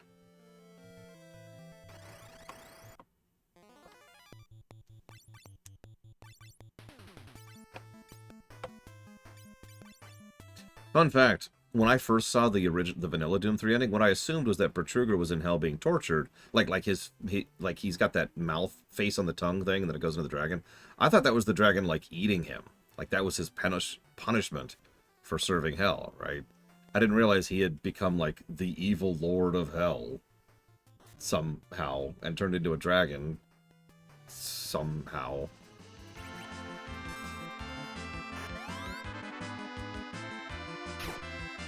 But don't ask questions.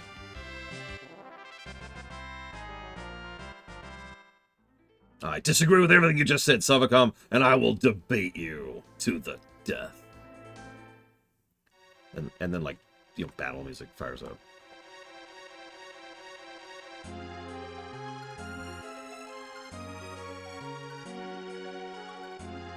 Lufia 1 has the best Prefea theme? Well, I mean, that's just true. Lufia 1... I said this before, Lufia 1 has a banger soundtrack.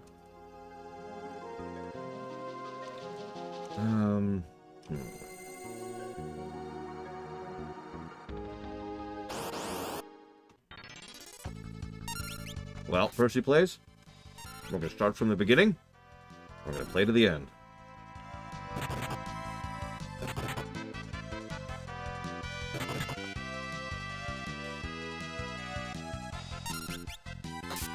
At this point, we've already reviewed FF14. How many tunes? I think 14 total? Something like that. Anyways, we've reviewed FF14, reviewed STO, and we've reviewed Tor. Hell, we're reviewing FF14 again.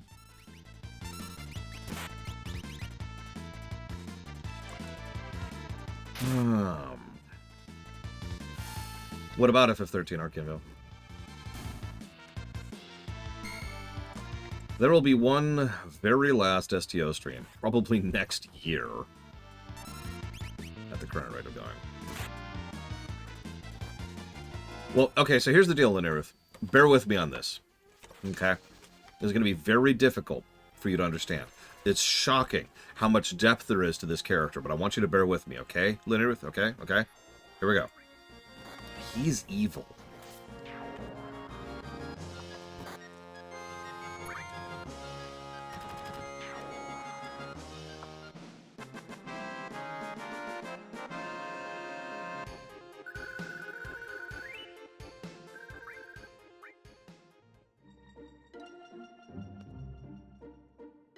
The depth of his evil cannot be.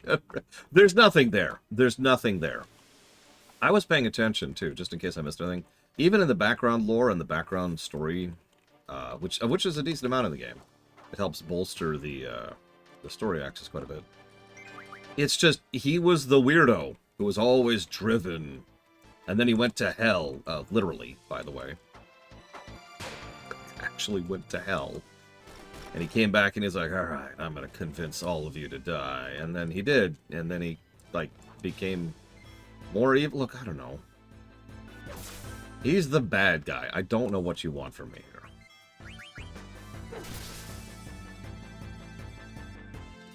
No, the dialogue he says, Lunarith, and this is not a joke, is, give me the artifact. And then you do. And then he dies.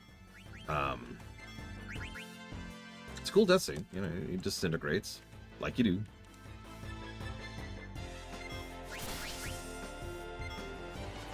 Wait, Linnerith wants a Doom Cube to be right?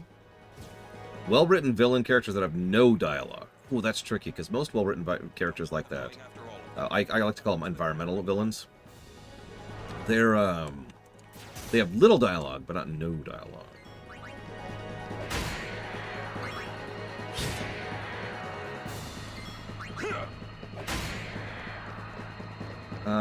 Well, Sin is arguably not really the villain of FF10.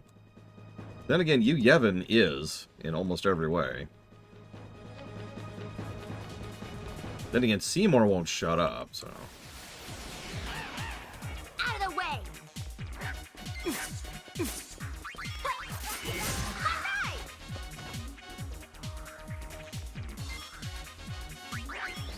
We don't talk about Mika. I've actually argued before that Mika is the real villain of FF10. No jokes, no exaggeration, no memeing, no clickbaiting.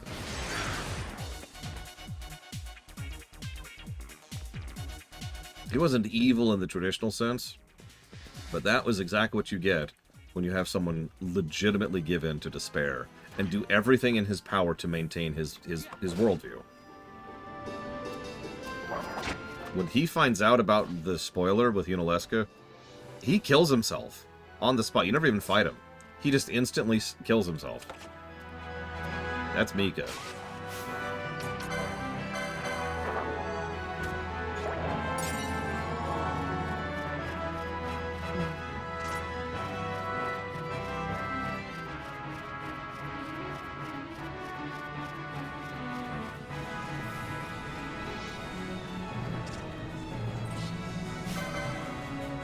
Yes, this is the remaster right here. That's what you're looking at. Yeah.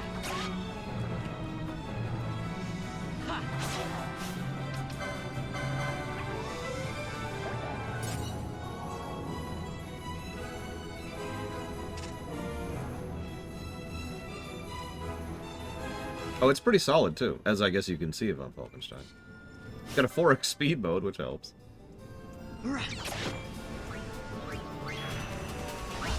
There's actually a few dozen really small changes under the hood. Nothing really big and sweeping other than the built-in cheats. And visuals. And being easier to play than hooking up the PS2.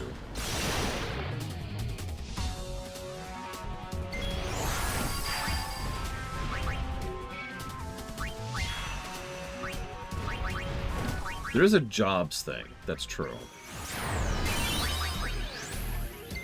I guess I guess that qualifies as a big thing. So visuals, jobs, and like built-in cheats. Those are the three big things.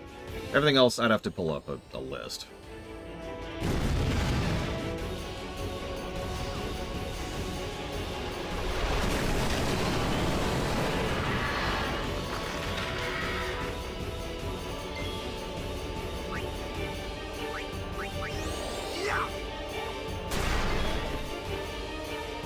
Really, Blow Off Alex? I didn't know that.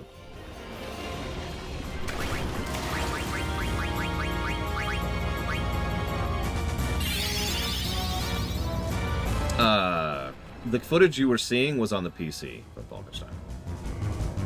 It's almost always easier for me to record from the PC. I wish it was a toggle, but you know.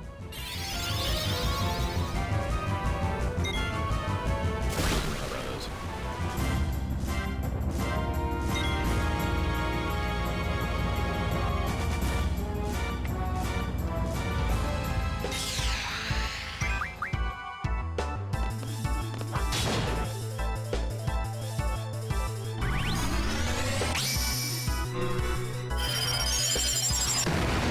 Listen, just call me the toggle runner, okay?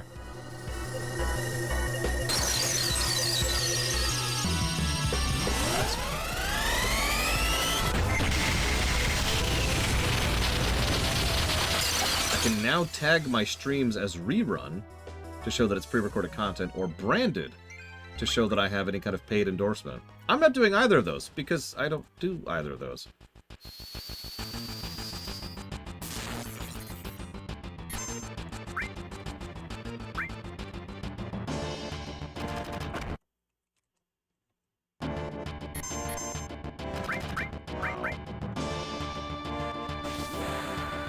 So it's negative 19 to gameplay.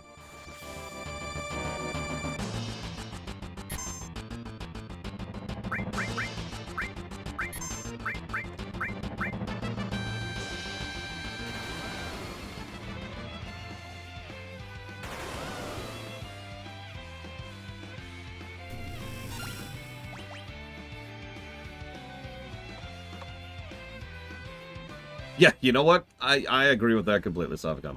Maybe consider not summoning demons. Pro tip. Which FF game am I most eager to play? You're gonna laugh. Can you guess?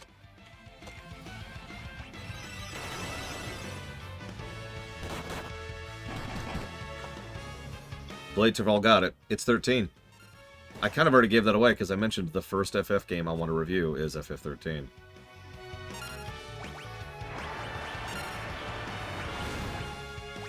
I have lore run to that game, and I have bashed that game, and I have defended that game. But I have never reviewed it. Yeah, I am very, very curious. I have a decent idea how most of the FFs will land, because I've already reviewed them. It was just under a previous system. 13, though? Never even tried.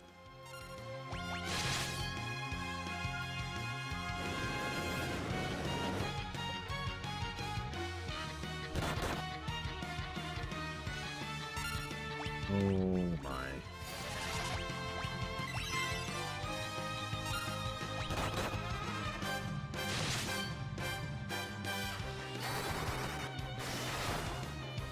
So yeah, it's a dumb reason, but it's true. It's the only FF I've never really touched, in terms of, like, that kind of an opinion. Okay. Genres. Yeah, you've already gone through 13, right, Blue Alex, in your reviews? So you can make that determination, I can't.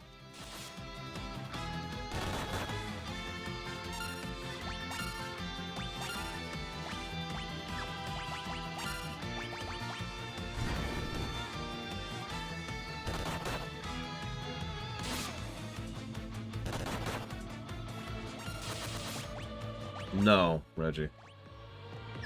I've always kind of disliked that idea in general.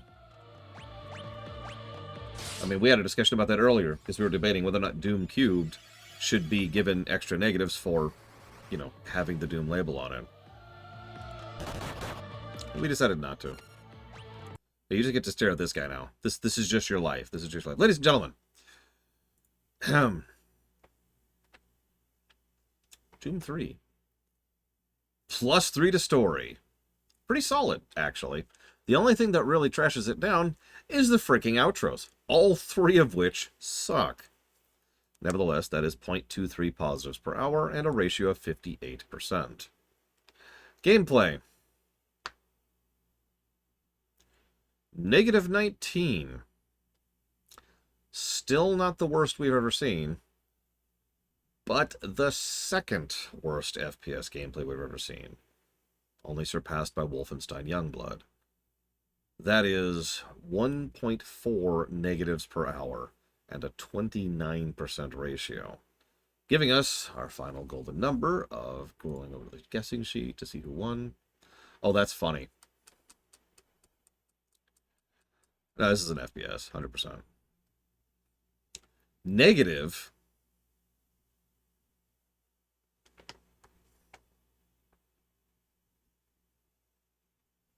47.61. The closest on the guessing sheet there is Blaterville. Congrats. By virtue of being the person who guessed the least and still didn't guess far enough down.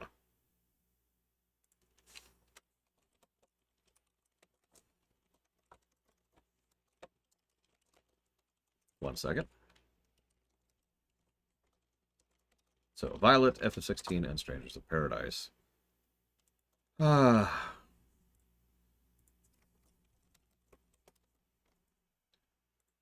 me go ahead and adjust this really quick. Fix the guessing sheet just before I forget.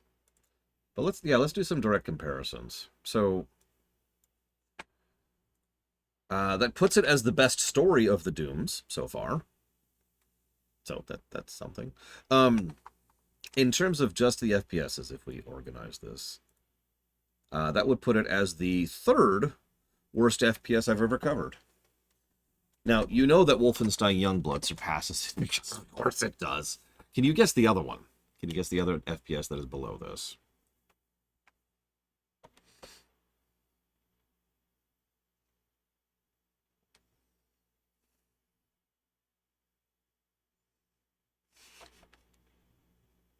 Modern Warfare 3 would be a good guess if we've ever reviewed it, which, of course, we have not.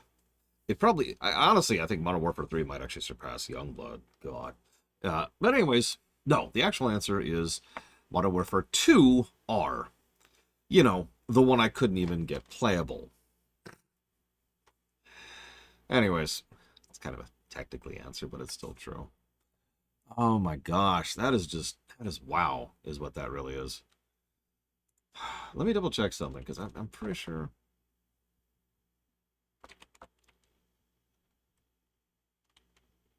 Nope, yeah, that's right. Yeah. So,